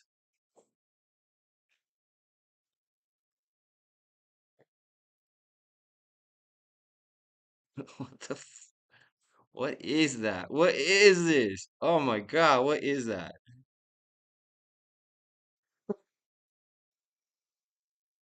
Now see, when I see something like that, when I see something like this is when I start to think that there's like some kind of like outside pressure instead of it just being the machines turning the money on and turning it off. This when I see this, there's I don't know. I mean, it might just be as simple as somebody trying to get some cheaper Bitcoin, so somebody's aggressively selling off. I don't know. But that's weird looking. That's just not normal looking. All right. EMA's all out of place. 50's over the 200 at least, just crossed over. Um, yeah, look at that. The shorter terms are under the 200, crossing bear. So let's where we've been able, our first signs of this was on the 4 hour, and it was actually D's Nuts who was the one who reminded me that we need to.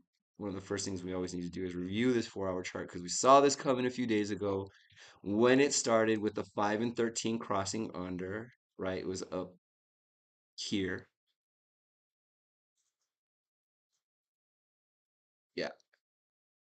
Yeah, yeah. There it is, right there. Bam. And then over the last couple of days, we have noticed this gap getting wider, right?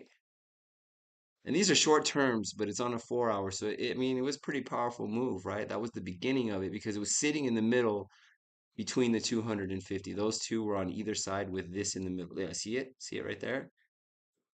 That was the beginning of that. So we hadn't necessarily, we needed to get over this, but we were still over the 50. But that short term on a 4 hour, short term EMAs on a 4 hour began this whole process. And then what? Now we're under the 50. Where's our 800 at? Oh, oh yeah, we were looking at this earlier too. 57,416, fam. Looking a little bit dumpy now. And look, we're sort of already rejecting off the value area low. How long till this candle confirms? 30 minutes. So 30 minute is about to confirm. How are we looking there? Toppy. Only flow still negative. RSI's the market cipher version of the RSI is coming down. 15-minute. Just getting started on a retrace. Roll, raggy, rook out, row.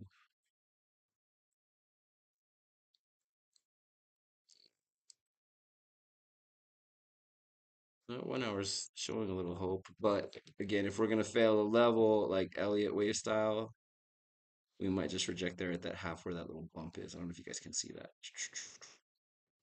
This right there.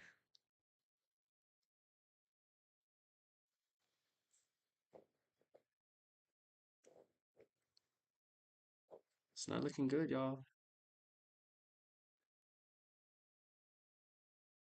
It's at that rejection at value area low, from what I understand and I've heard the real pros talk about. That's short signal, and that looks to be like the meat and bones of the width of the retrace we're about to get. We're hoping it's going to catch here at like 15.92 if it happens, right?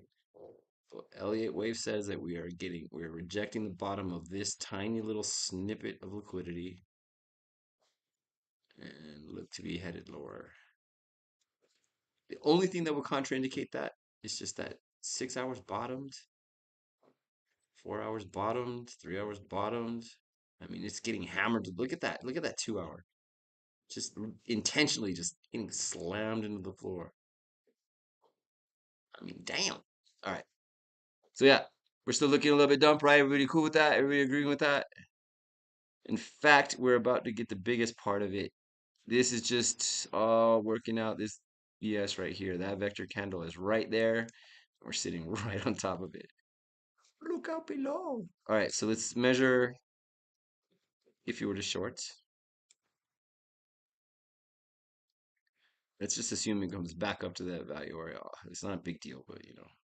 And let's say that we get,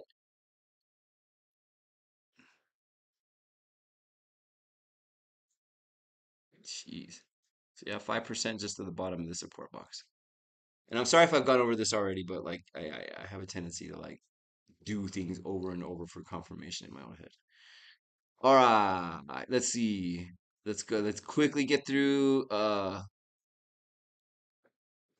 Coin looking a little dumpy.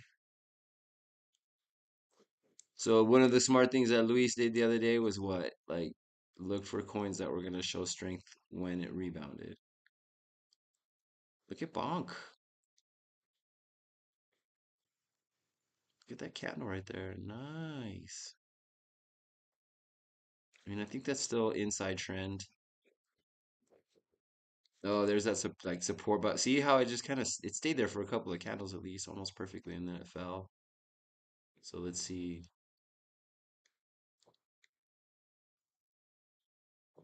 Yeah, I mean, when you know, once I mean, this might be an indication that we're actually kind of about to get a little bit of some relief on Bitcoin. Jasmine, nothing special. Doing the same. Look, guys, look. Same pattern, same bad time, same bad channel. Value area high, support right below it. Trying to get over it. I bet you. It's not quite even testing trend, is it?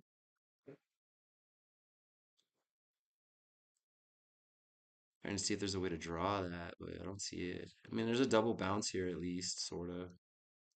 But again, you know, like the whole market is just kind of at a resistance point right now, and some of it seems to be like kind of pushing past, barely. But look at there. This is a nice, healthy 4-hour candle for you.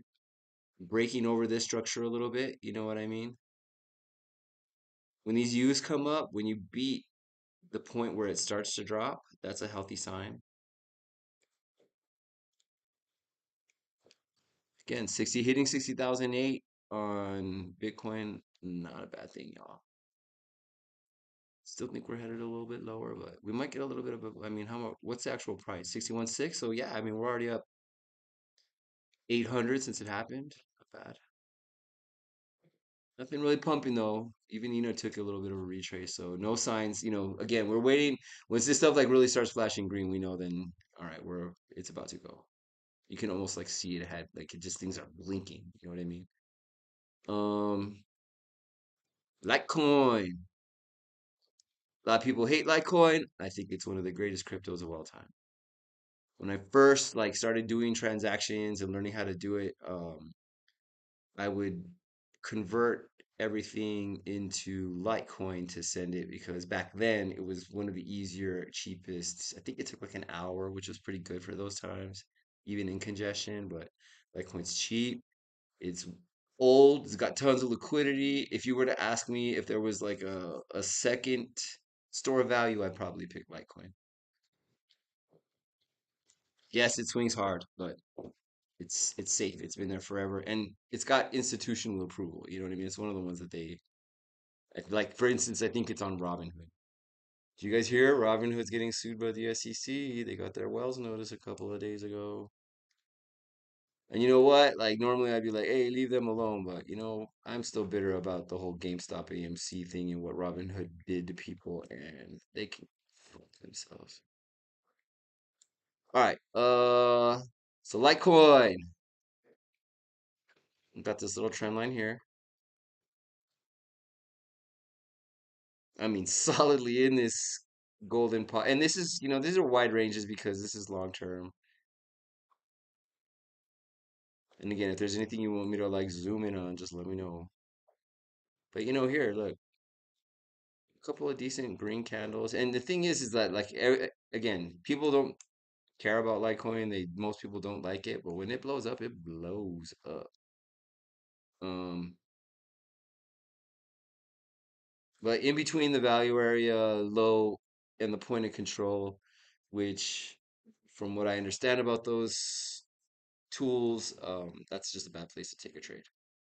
We're gonna do it here, here, or here, and preferably at the higher low, not at the point of control. But if you have every single confirmation that once it's out of the point of control that it's gonna go one way, you're almost guaranteed to hit that on the other line. So, for example, why that's a good thing. If you get good at using the point of control as a trading spot, that's still 13% right there on Litecoin. On Litecoin. 13 going that way too. So catch this at low, you're 26%. Catch it at high, 13% to point of control. That's not bad.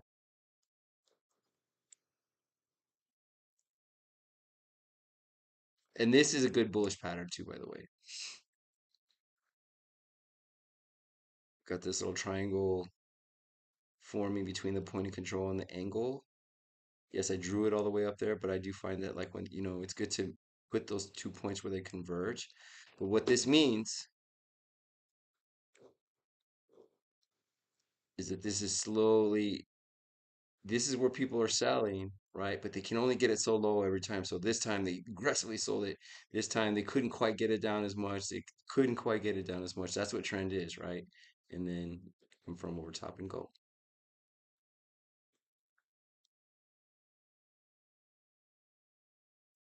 Bad, not bad. Still want to wait for a major area to like take a trade. Yes, you'd get a bigger percentage from here to here. But I find when I try that, like I'll slick, um, I may have every reason in the world to think that it's going to go one way, but the one time I do try to trade in the middle of 2 points, it just I've never, it's hard. It's a difficult thing. It takes a special a skill that I just do not have yet. Near, look at near, look at near, just pattern wise. Pattern wise. See, I know you guys recognize this, and what I like about this is what? It's almost done, right?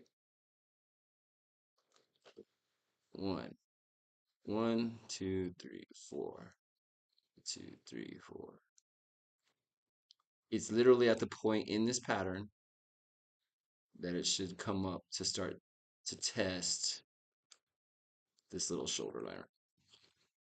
I'm literally on a dinner tray with my computer, guys, and not even a desk. Yeah. Look at that. That's what inverse head and shoulders tend to do. That's a completely, look at, that's almost textbook. Look how beautiful that is. That's clean. But technical analysis says that next step is for it to blast over this because inverse head and shoulders are bullish patterns. Regular head and shoulders are, in other words, if this was inverted, let me see if I can remember how Ty showed me to do that. Invert scale. Look, head and shoulders, right? So what happens in that head and shoulders, right? Next, something like that. It fails the neckline. It fails the neckline or whatever this is. Yeah, the neckline. So let's invert that back and see what it looks like.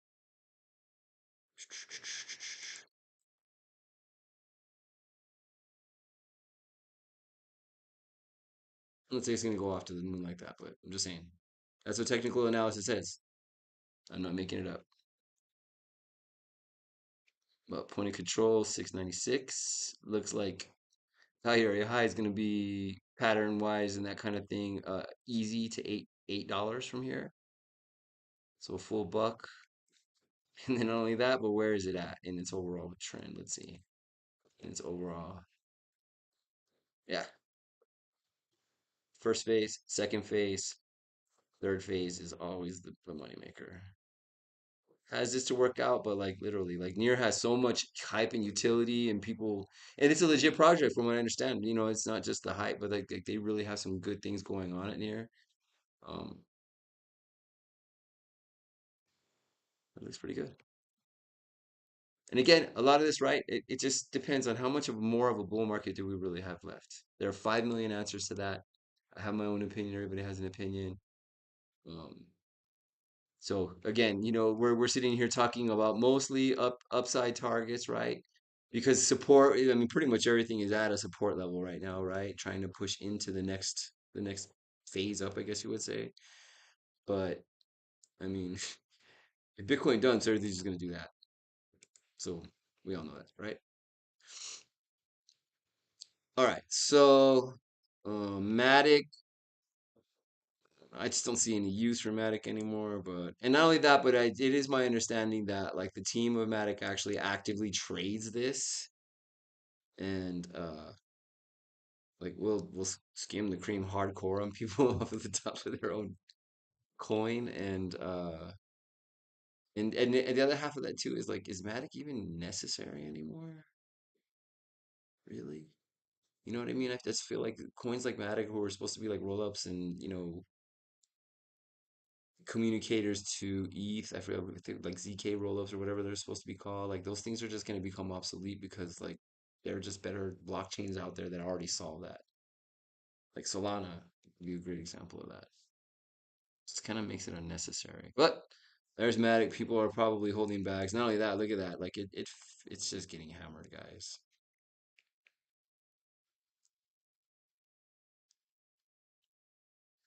Anywho, is it below the value area low and about to fail? Yep.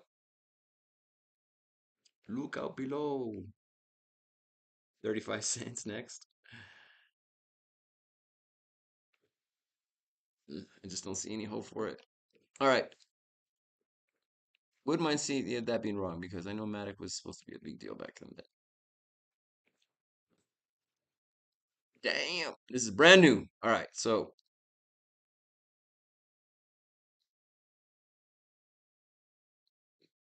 Ondo. Oh, yeah.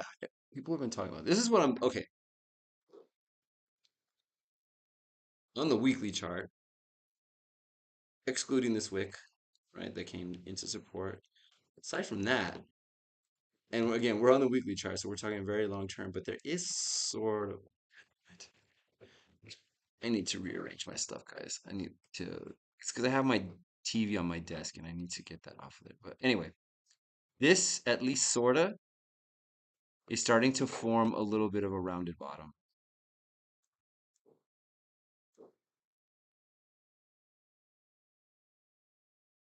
A little bit. We're super zoomed out, of course, but all right. So then we go. Let's see what the daily looks like. Ooh, we need to adjust some trends here. All right. So yeah, broke over trend, failed it. Let's take the outside points here.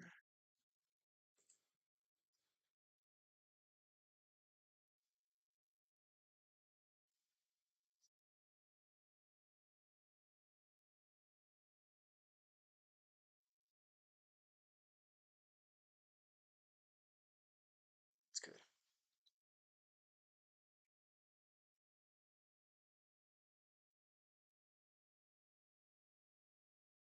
What can we say about Mondo? Working out a parallel triangle.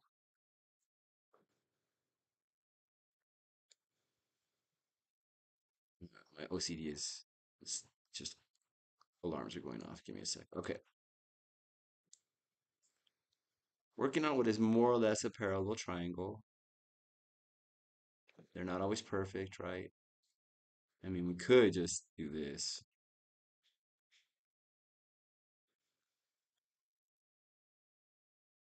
That almost makes more sense, right? Yeah, that almost makes more sense. Okay. Yeah, there we go. Now that's making a lot more sense. Okay. So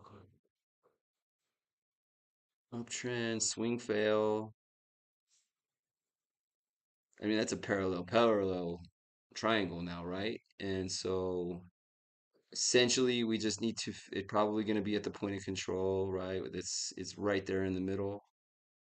Gonna work this out, and then it came from an uptrend, right? I mean, it's retraced a little, but here's where it started. Boom, boom, in an uptrend.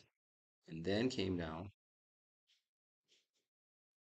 And then, so statistically speaking, we do know that parallel triangles, here's it coming from uptrend as well, even before that, right?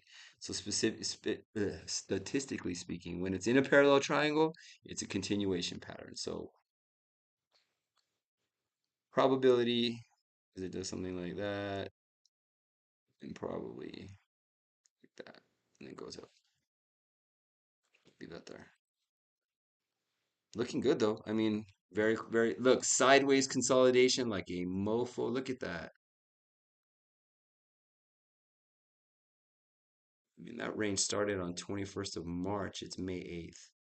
Look at that. Look at that. That's healthy. I think Stress was pointing this out yesterday. That's definitely very looking very good. Oh my God, look at Saga I had on my list because Luis was like just finding super degen plays, and I think this was like way back here somewhere. He was catching this shit. But let's clear this off because I did this shortly after he was trading it, so it's been since then.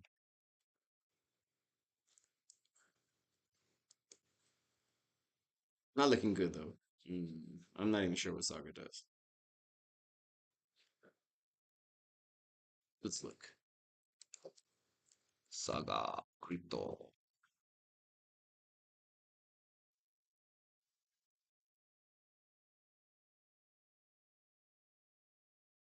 Coin market cap.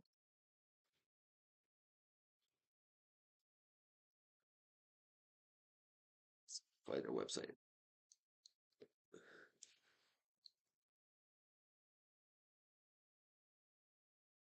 They're innovators, guys. They're innovators.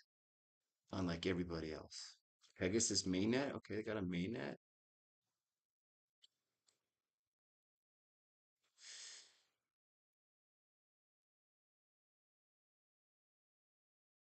Futures collaborative, talented leadership, a great game, entertainment experience, financial platform, blockchain ecosystem. Yeah, it's a protocol.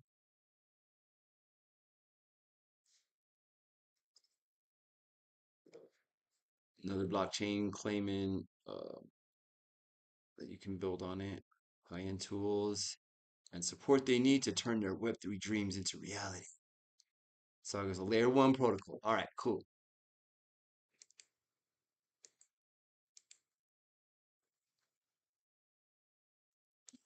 Wrong channel.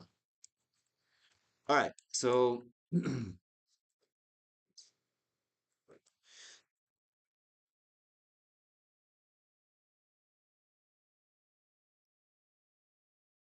I don't know, man. I'm just gonna work out some levels. I mean, it's kind of in downtrend. Could easily just come all the way down here. You know, but we're gonna do TI. Oh, you know what? Yeah, let's do this. Let's. So if we're in downtrend, when we draw fibs, we start from the bottom. If we're in uptrend, we start from the top. And we're just gonna include this whole nasty candle plus wick. Look at that, guys. You can't TA low liquidity coins. Look at this shit. Retraced. Kind of held like just a blip right there on the 382, which is a support level. Didn't even bother with the 236. Tested out the 0.5 for a minute. Bounced off the golden pocket. Went back through the golden pocket because it already worked out that liquidity. And then maybe just not enough people buying it. But look, it's still trailed its way down towards the bottom of the golden pocket.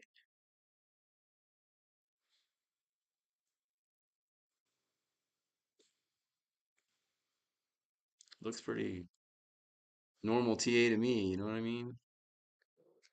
I mean, if you're not giving financial advice, then why are you afraid to TA these for people, y'all? But let's just draw. Watch, we're gonna do the exact same thing going the other way. Watch, and it's gonna give us two levels, and then we'll back test this, and they're gonna be super long. We're gonna leave this for like a month. We'll check it. You know what I mean? You never know, but set an alert too, just in case. fact, let's just set an alert down here at the 786 because there's no reason to think that it's actually going to bounce here. 786 is another bounce area. And then get rid of this fib. And on that exact same candle, we'll go from bottom to top. And this is a good, like, they're not, of course, you're using two different points usually, but this is just basic shit of how I mark it out. Hold on. Oh, wrong way. Hold on. So top to bottom of that candle. But this is a really easy way of illustrating like where my box is from. So it makes it a little bit more understandable. And that gives you your upper level, like so.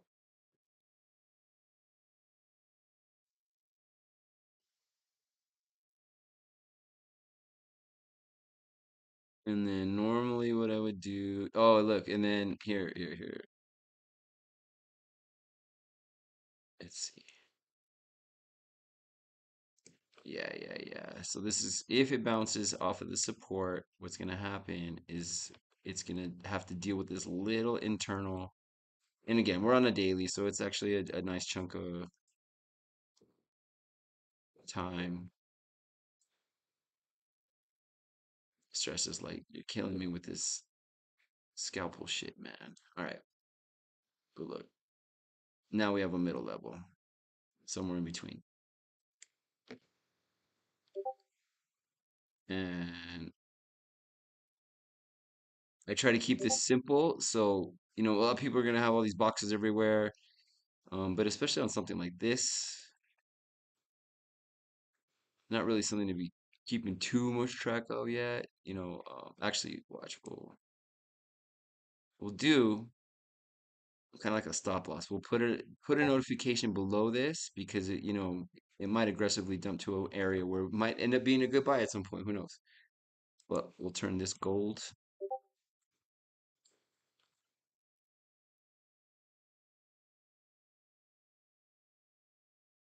See what happens. But look, I mean, say TA does hold up, right? And it does take its retracement all the way down to the 786 and then eventually work its way up to the top. And again, you can look at these as like a volume profile. It's probably going to match up pretty good. It's pool one, which is also part of my process. Like so. Wait, where are you? Like so. So this gives you some more areas that you can look at, right?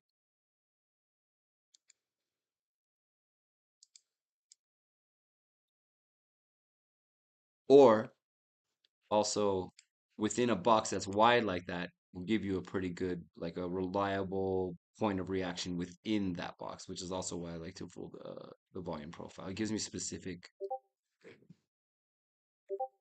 areas when they're bigger like that too. But no reason to like really delve into this too much for now. We do some basic stuff on it, set an alert, cause from value area high to value area low right now, it's 105%. With the very real possibility of it revisiting because it's a new coin, right? So if we do have the altcoin bull run season that everybody's been promising and yelling about for 2 months, it's easy to be like, massive move coming soon and say that every day for fucking 2 weeks because, yeah, it's eventually going to happen. Have you ever noticed they never tell you which way it's going? It's like massive movement coming. And then like Bitcoin dumps like hard and they're like, I've been telling you for 2 weeks this is going to happen. I'm like, that's not much of a prediction, bro. We're over here trying to scalp shit on 10 minute, like in 10 minutes. You've been promising a massive move for 2 months. And not only that, but like most people have like a bullish hope about them. So you hear like most people hear massive move incoming. They're like, oh man, it's gonna blast off to the moon. And lately, that massive move has been to the downside, has it not? Anyway, so yeah, might bounce from here at 286. Coin of control is at 418. It'll probably work this out a little bit first, right? So these tend to, like, these golden pockets tend to be a little bit like a consolidation zone. So say it hypothetically bounced off this level, which before we even took that look at where it's actually bouncing to. We do that, I mean, doesn't get any better than that. But starts to do something like this in the golden pocket, especially when there's a point of control above it, and then you see where it goes. So watch, let me clean that up so we can leave it because it's skim the cream crypto. We are not afraid of being wrong. So let's see what happens. Like that, like that, and then like that, something like that. All squiggly. All right, let's see here. Moving right along. Forgot how many of these charts I cranked up today. All right, cool. Yeah, here's another good one. Spell token. I believe this is a gaming project, which gaming is due. Spell token. Spell token.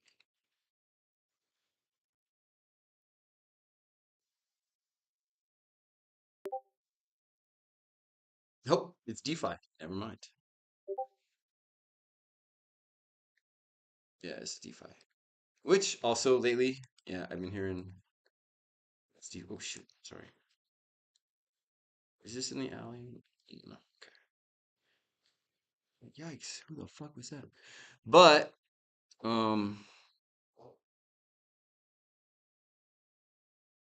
sort of like after downtrend, doing a nice little healthy thing. This is on the daily chart, so it's been in a sideways consolidation technically since 13th of April or so.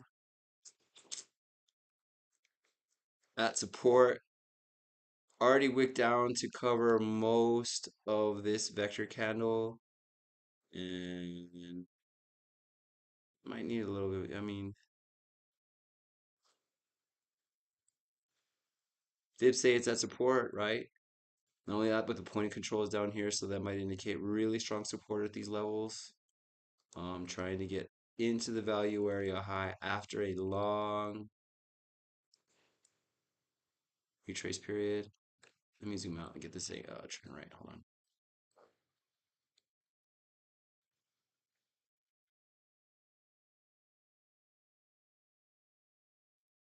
Did I miss any chats? Oh no. Okay. I don't want to hear about your very strong package, right? Stress. It's just not the place. All right, let's see. So there's my trend. You know what? Let's do it from here. So I have a feeling this is actually testing trend like everything else. Yeah, it kind of is. I mean, what's there to say, really? I mean, but I mean, look at that vector candle. It's so juicy.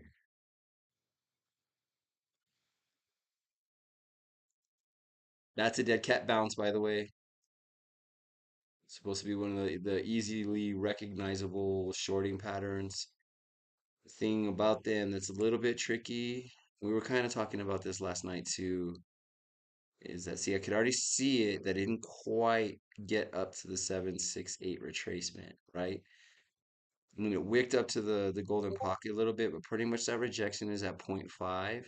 And dead cat bounces can get all the way up to the 786. And I have heard people talk about, look, I only trade when it gets to 786. So if you're looking for a short there, you're waiting for it to get to that, like right after this, okay, not later on down the road, literally like after this, the recovery, right? That's the dead cat bounce part, because it's almost never comes all the way back up, right? So at the most, it usually gets to about the 786,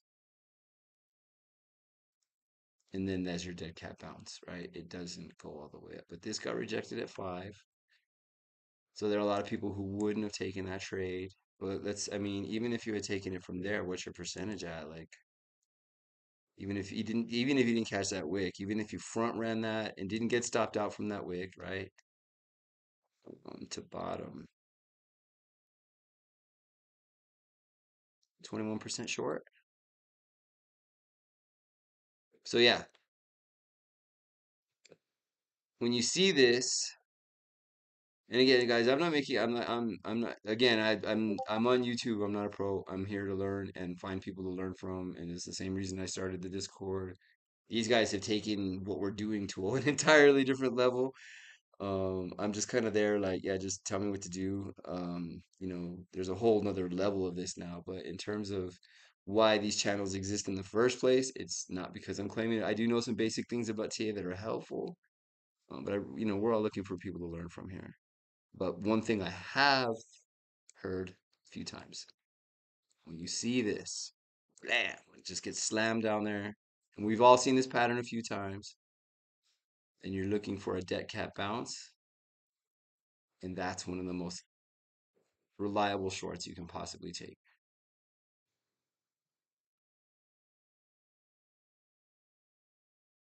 But from here, it looks like a long, right? It looks like a long. Oh yeah, let me measure from the 768. Let's just go to the top of the support box. From here, 40%. There's one. Maybe not with the same amount of liquidity, but kind of in a similar pattern as Atom and AVAX, where it is just kind of getting started if it's going to get started. And it really does look. Let me get these out of the way. See, we got a little bit of an uptrend there. It's trying to confirm over that box. We're just waiting on the Bitcoins. Oh, we need to check on Bitcoin.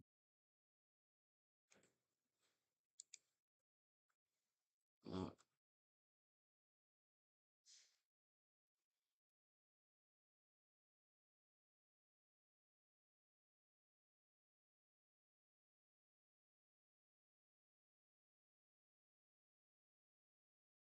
it's trying.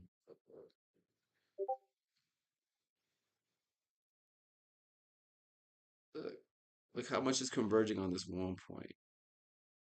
I know I say it over and over and over again, but it's kind of failing the 50, kind of failing the value area low. Looking like it's rounding out to the bottom.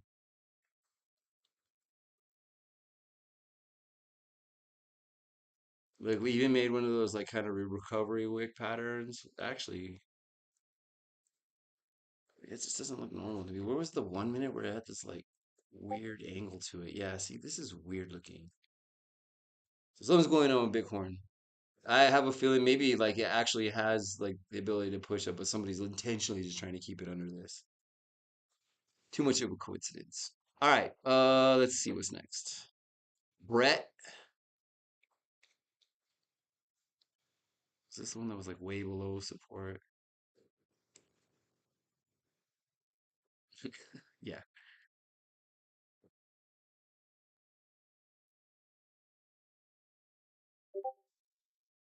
jumping Jehovah's. But all right, so are we back? No.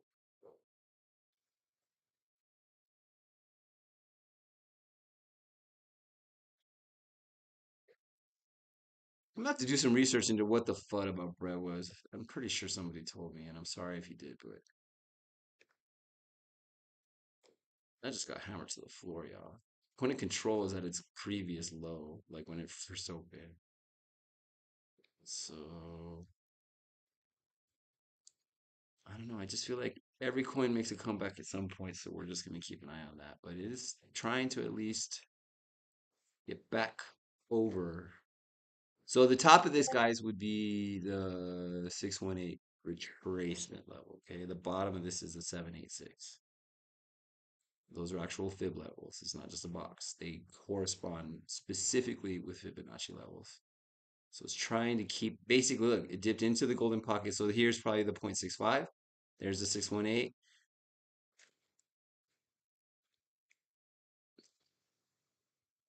Let's try. Dent is another one that Luis was degenning, and so I charted that a while back.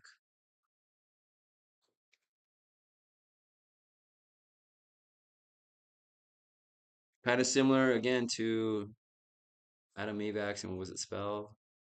Obviously less liquidity. Oh, whoa, whoa, whoa. How long has this been around? Never heard of this shit.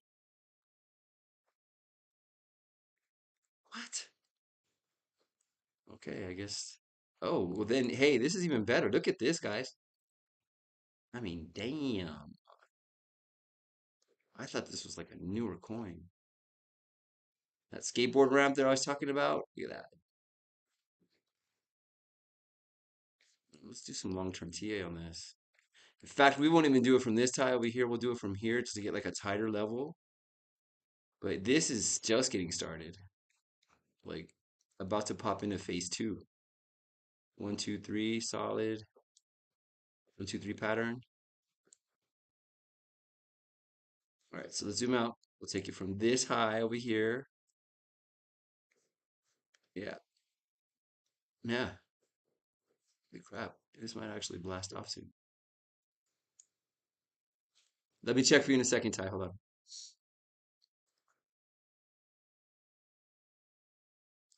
Look at that. Nice wick up to the bottom of the golden pocket. Look, that's healthy. That's a healthy wick right there. Bam. That kind of that actually technically puts it in uptrend. Lock your damn fibs, Pablo. All right.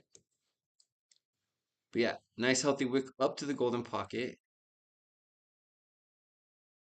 Came down to the 236. Again, we were super zoomed out with this.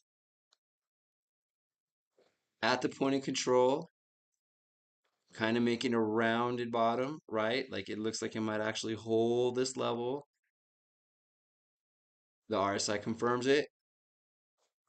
Bottomed by AF. And we could, sorry, we'll draw this upper level real quick. This is starting to look like a easy percentage.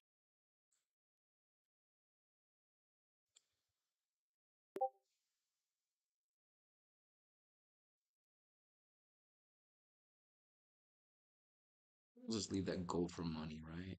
And this at the top just to give you a super hopium target, but reasonable for sure. Lock.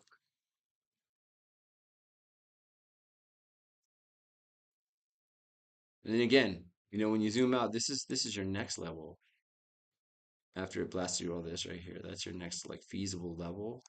You still, it literally is just getting started. Like, eventually it will work all this out. Maybe even soon, as Bubbles would say in Trailer Park Boys. Decent. All right. And then measurement real quick, and then we'll get back to Bitcoin.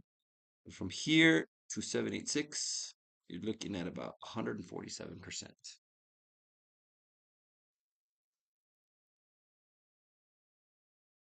I don't know, man. Maybe we just start finding these coins, stick like 2x leverage on it, and leave it for a month. All right, let's get back to the Bitcoins, and next would be TRX. Okay.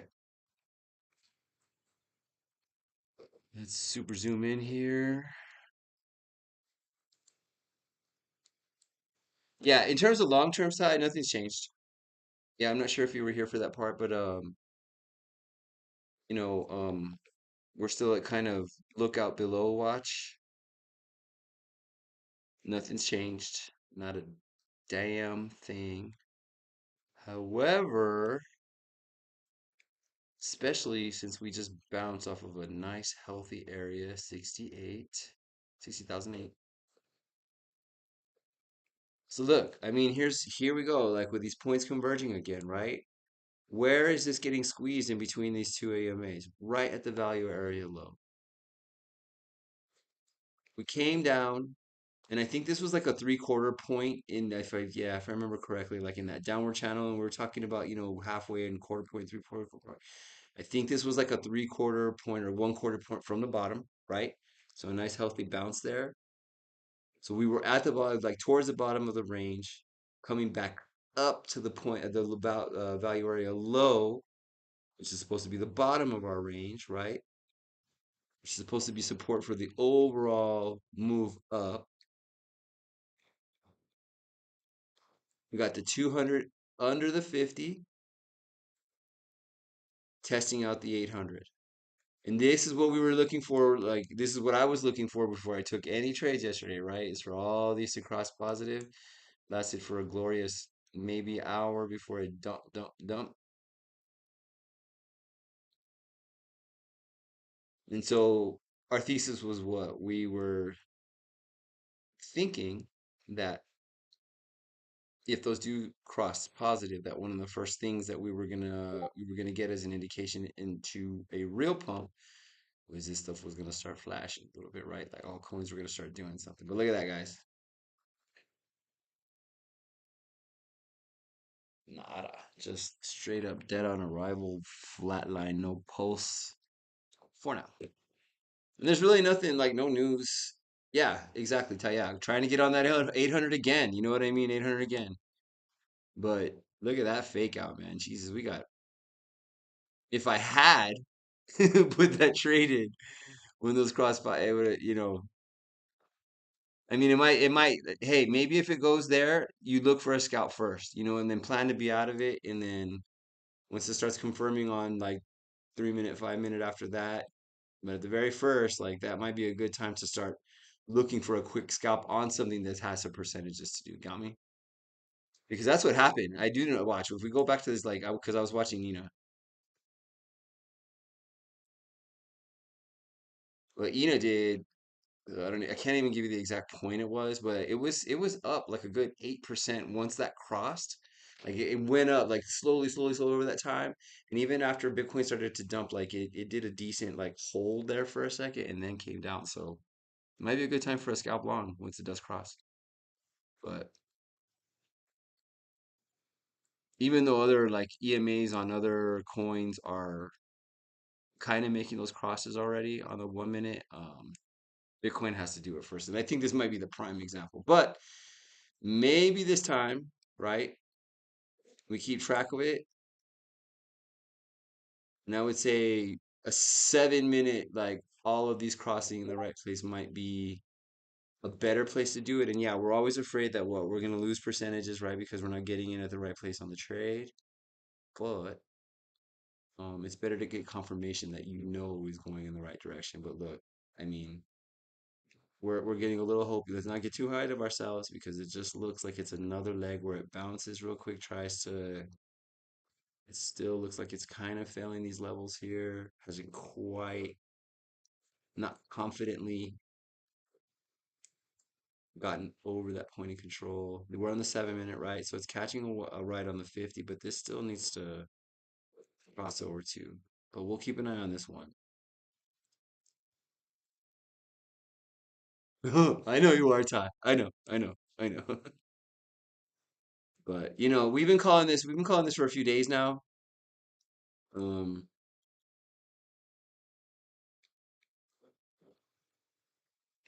what was I screaming at everybody about? Zoom out, zoom out.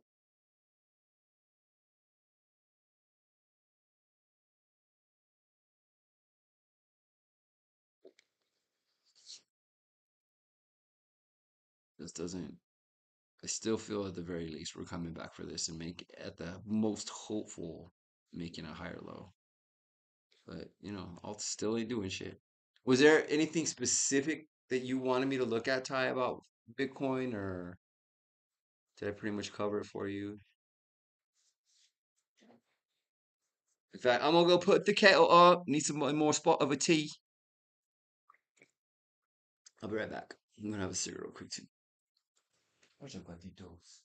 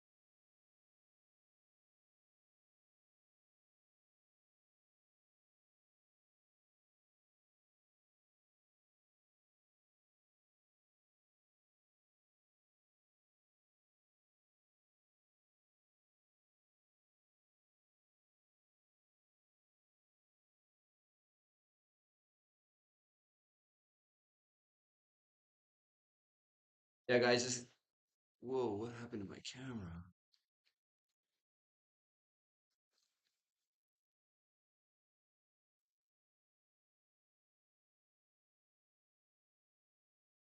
Oh, cool. It auto turns off when I'm not in the camera. Yeah, give me like 5 minutes tops, guys. I'll be right back.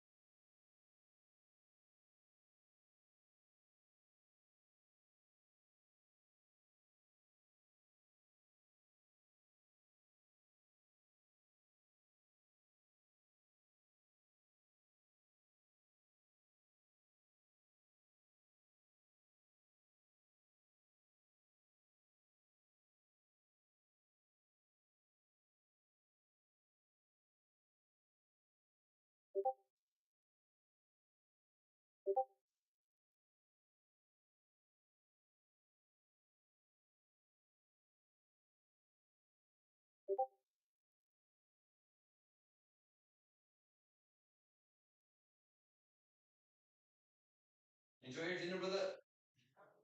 Thank you, sir.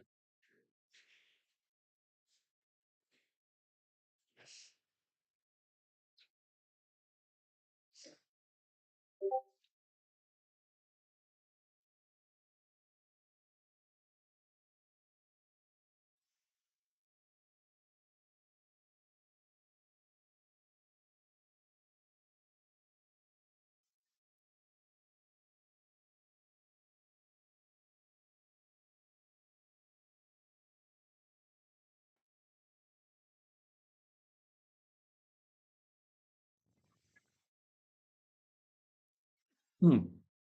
Did I mention that if you're not from the United States, you have no fucking business telling people who to vote for? Enough of that. Okay. Jesus Christ. All right, hold on, let me switch my screen so I can check in with my mans over here, my crew, my team, the homies. You guys can't see some of this stuff because we're working on projects.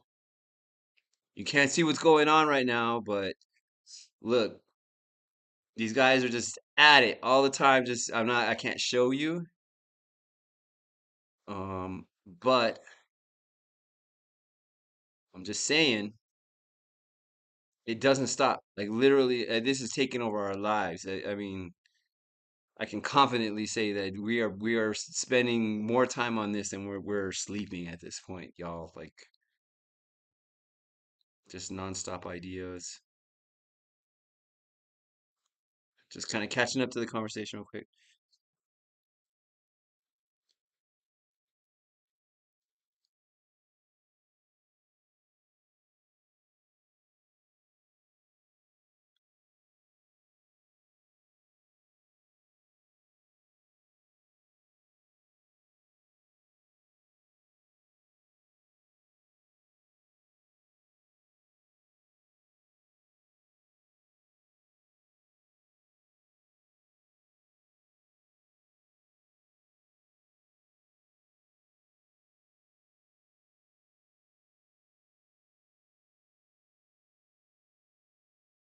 All right, yeah, I got you, Luis. I got you. I'll after the stream. After the stream, I'm definitely done with all of that. I think it's all a great idea. Um,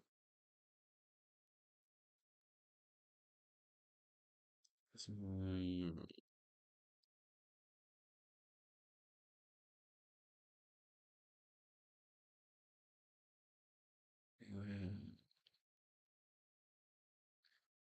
and if you guys want, I can finish up this live stream here pretty quick. I just want to finish like going over the charts that we've had charted. And then we can stop there. And then if you guys want, we can jump into VC directly after this and just get some stuff nailed down.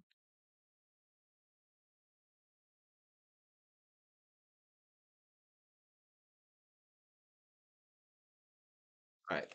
Yeah. Let me switch my screen here. Uh, put the response in the YouTube chat for me because I have to close that so people can't see what we're talking about. Super secret stuff, guys. It's going to be crazy. It's going to be crazy. I am the king of beepers. You guys don't even know that commercial, do you? Never mind. All right. Yeah, so let me quickly get through a few more charts that we've been tracking here. Ooh.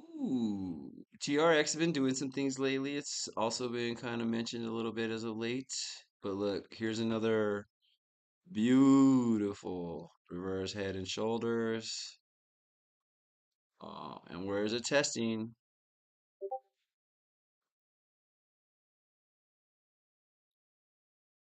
Maybe these tend to break bullish. I think bounce here. It's possible before it goes up. Probabilities, right? Nothing is set in stone, guys. Nothing. People are like, oh yeah, this is gonna break up because this is what. No, no, no, no, no. Most of the time, that's what happens. It's kind of like playing poker, right? Like you have a certain hand, like Hold'em. You have these two cards.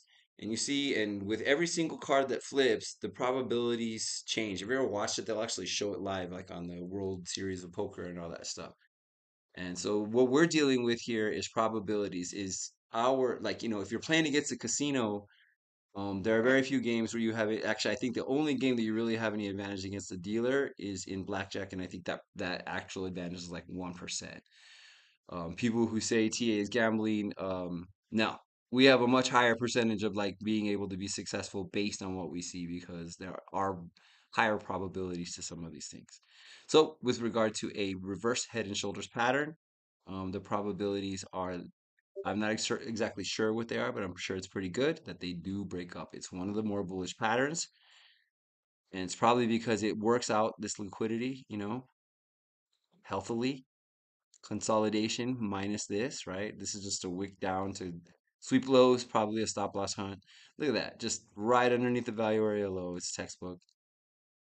Over the point of control into a golden pocket, probably headed up. TRX2, it's just one of those projects that it's not slack. It's been around for a hot minute. And then again, we'll make this one example real quick. If you invert it, which way is it going? We did this the same thing. I can't remember exactly what chart it was, right? But normally best it'll do, retest of this and then come down, some shit like that. Kind of retesting levels on the way down. But if you invert it,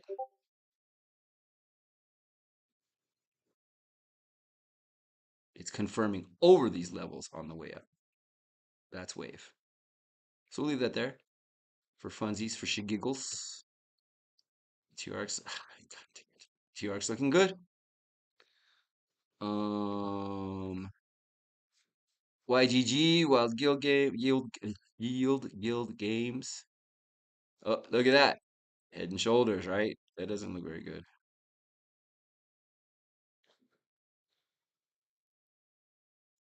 Maybe. I don't know. Maybe. Maybe. Kind of looks like one, but this isn't quite just a head. Like it has its own head and shoulders, right? But could be headed down towards this. Very feasible before it bounces. YGG's has kind of been around for a while. I remember them being one of like what was it? They had like a,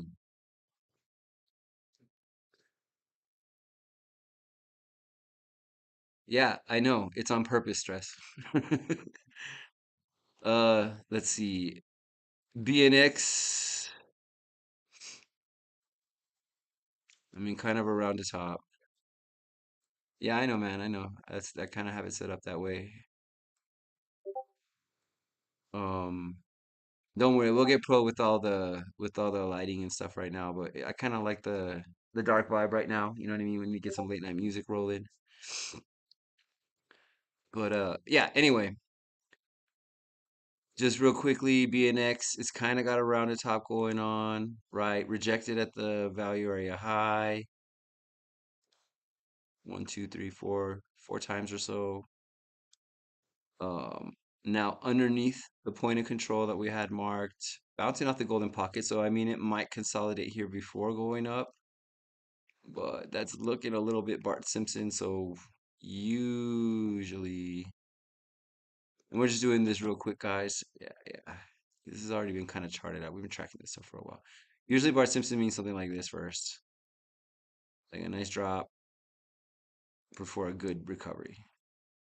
See, that would just kind of makes sense with this block here, this level of support. But that's a little bit toppy.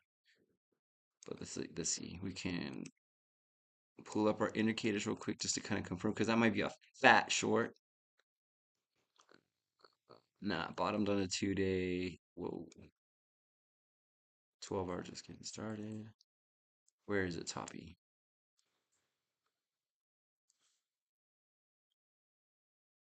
Or it's just gonna blast off from there. I mean, it doesn't. I mean, 2 hour needs to come down. 1 hour kind of getting pegged to the top. Retrace a little bit. Started here.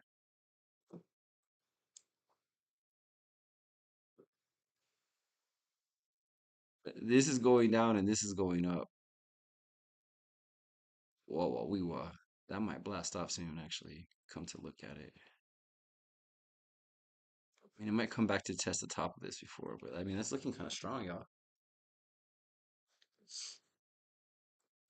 Look, caught just below middle.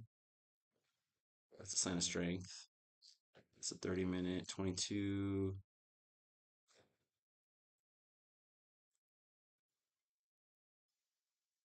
Any divergences at top?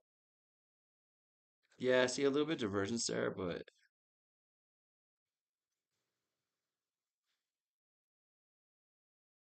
yeah, look at this. Oh, shoot.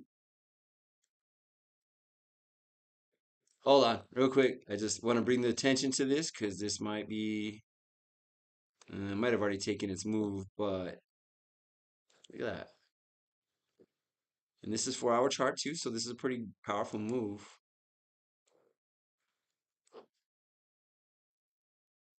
Look at that bullish divergence.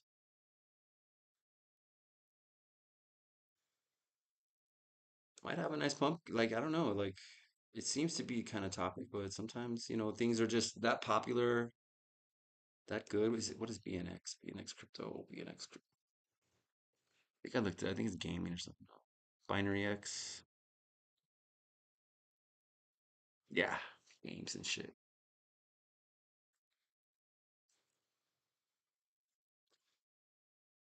Myro, just a dog coin. Sideways consolidation. It's got some hype. It's got a community to it. This one I have looked into, but definitely not one of those ones you're gonna get like a quick 3x, 10x or anything on. Like this is gonna run a little bit longer, but it's got this whole vector candle to recover. It's already worked out most of the liquidity. It's holding solid at a double bottom, more or less. Yeah, I mean that's decent. That's a decent bounce, right? Over the point of control right now with the 4-hour at bottom, the green dot right there. So I mean, this might make a push pretty soon. I mean, we got upper trend up here. We'll just get rid of this line. That's too many. But yeah, I broke that trend to the upside, right, already. Uh, there's nothing. Shit, I guess it just established trend right there then. Oh, here we go. There it is. That's what it is. It's like, why is this way over? So there's our two tops.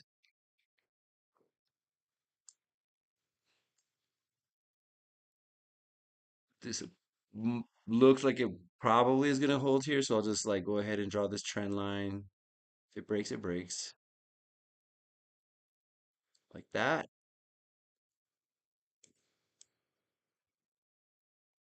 Something like that. So if this is trend, and it's at the top of the point of control, pushing into this where it might consolidate, right? It would make sense because it would work out the rest of this, but you're technically at the bottom of a parallel triangle where it came in from uptrend. Yeah, yeah, from uptrend. Trend. Yeah. All right.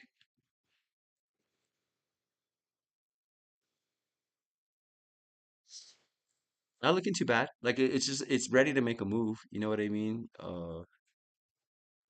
Been around for a minute. Citus. There's another one that Luis was looking at the other day. Oh no, this one was brought up by Stress actually. I couldn't trade it, but I did bring up the chart just to check. So it's already broken out of that trend. Uh, Probably about to do more or less the same thing. Grind out the bottom of this triangle.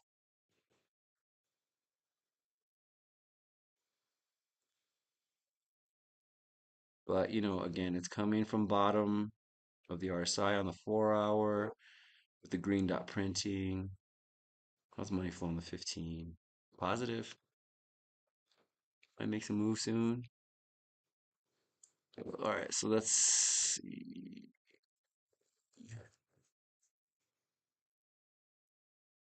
Oh, this was Doge. Doge just being Doge.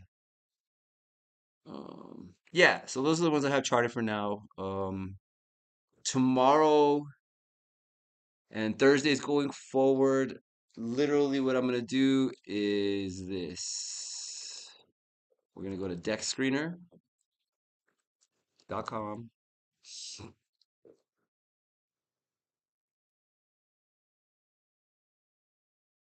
And let's see, we're gonna find like a trending,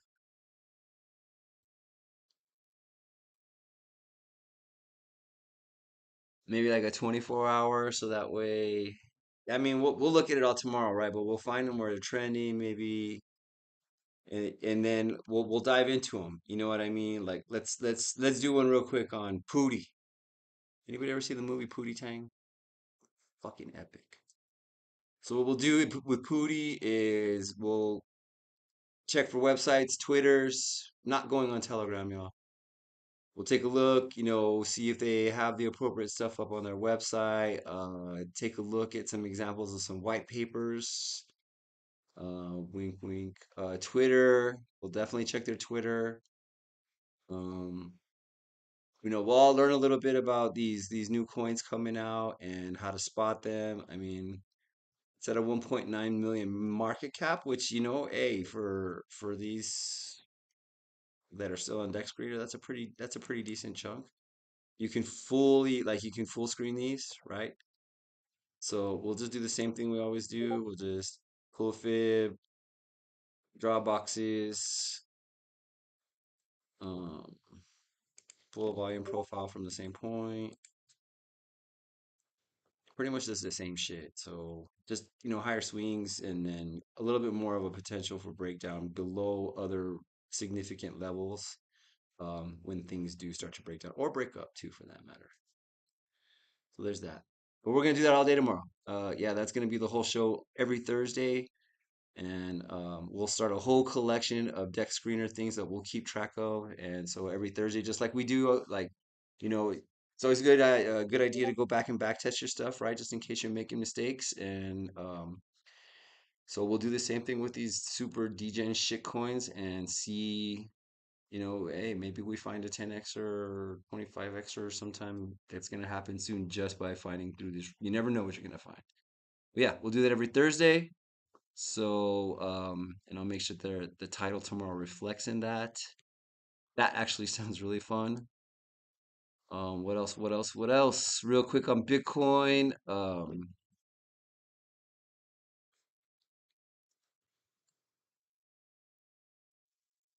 I just can't do it, Captain. I didn't have enough power.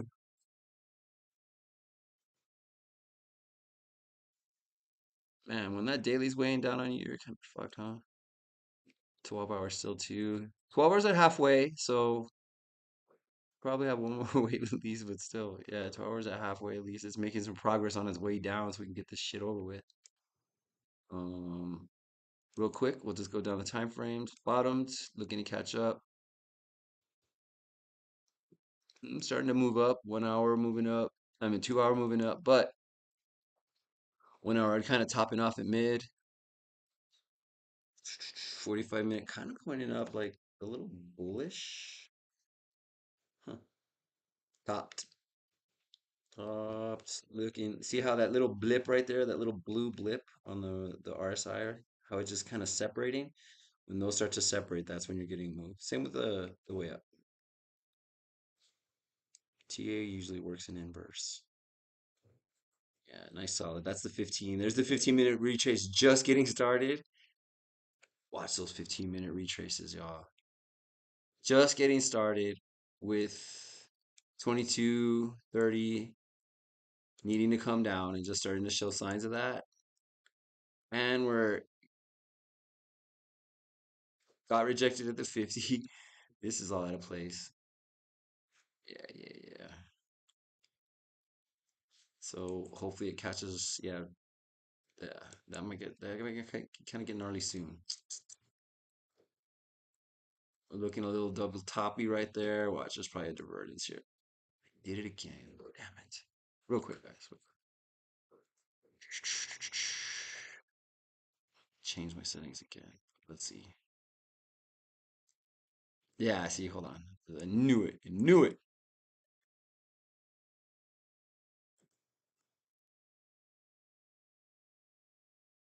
Double top, but look at the difference in angle right here.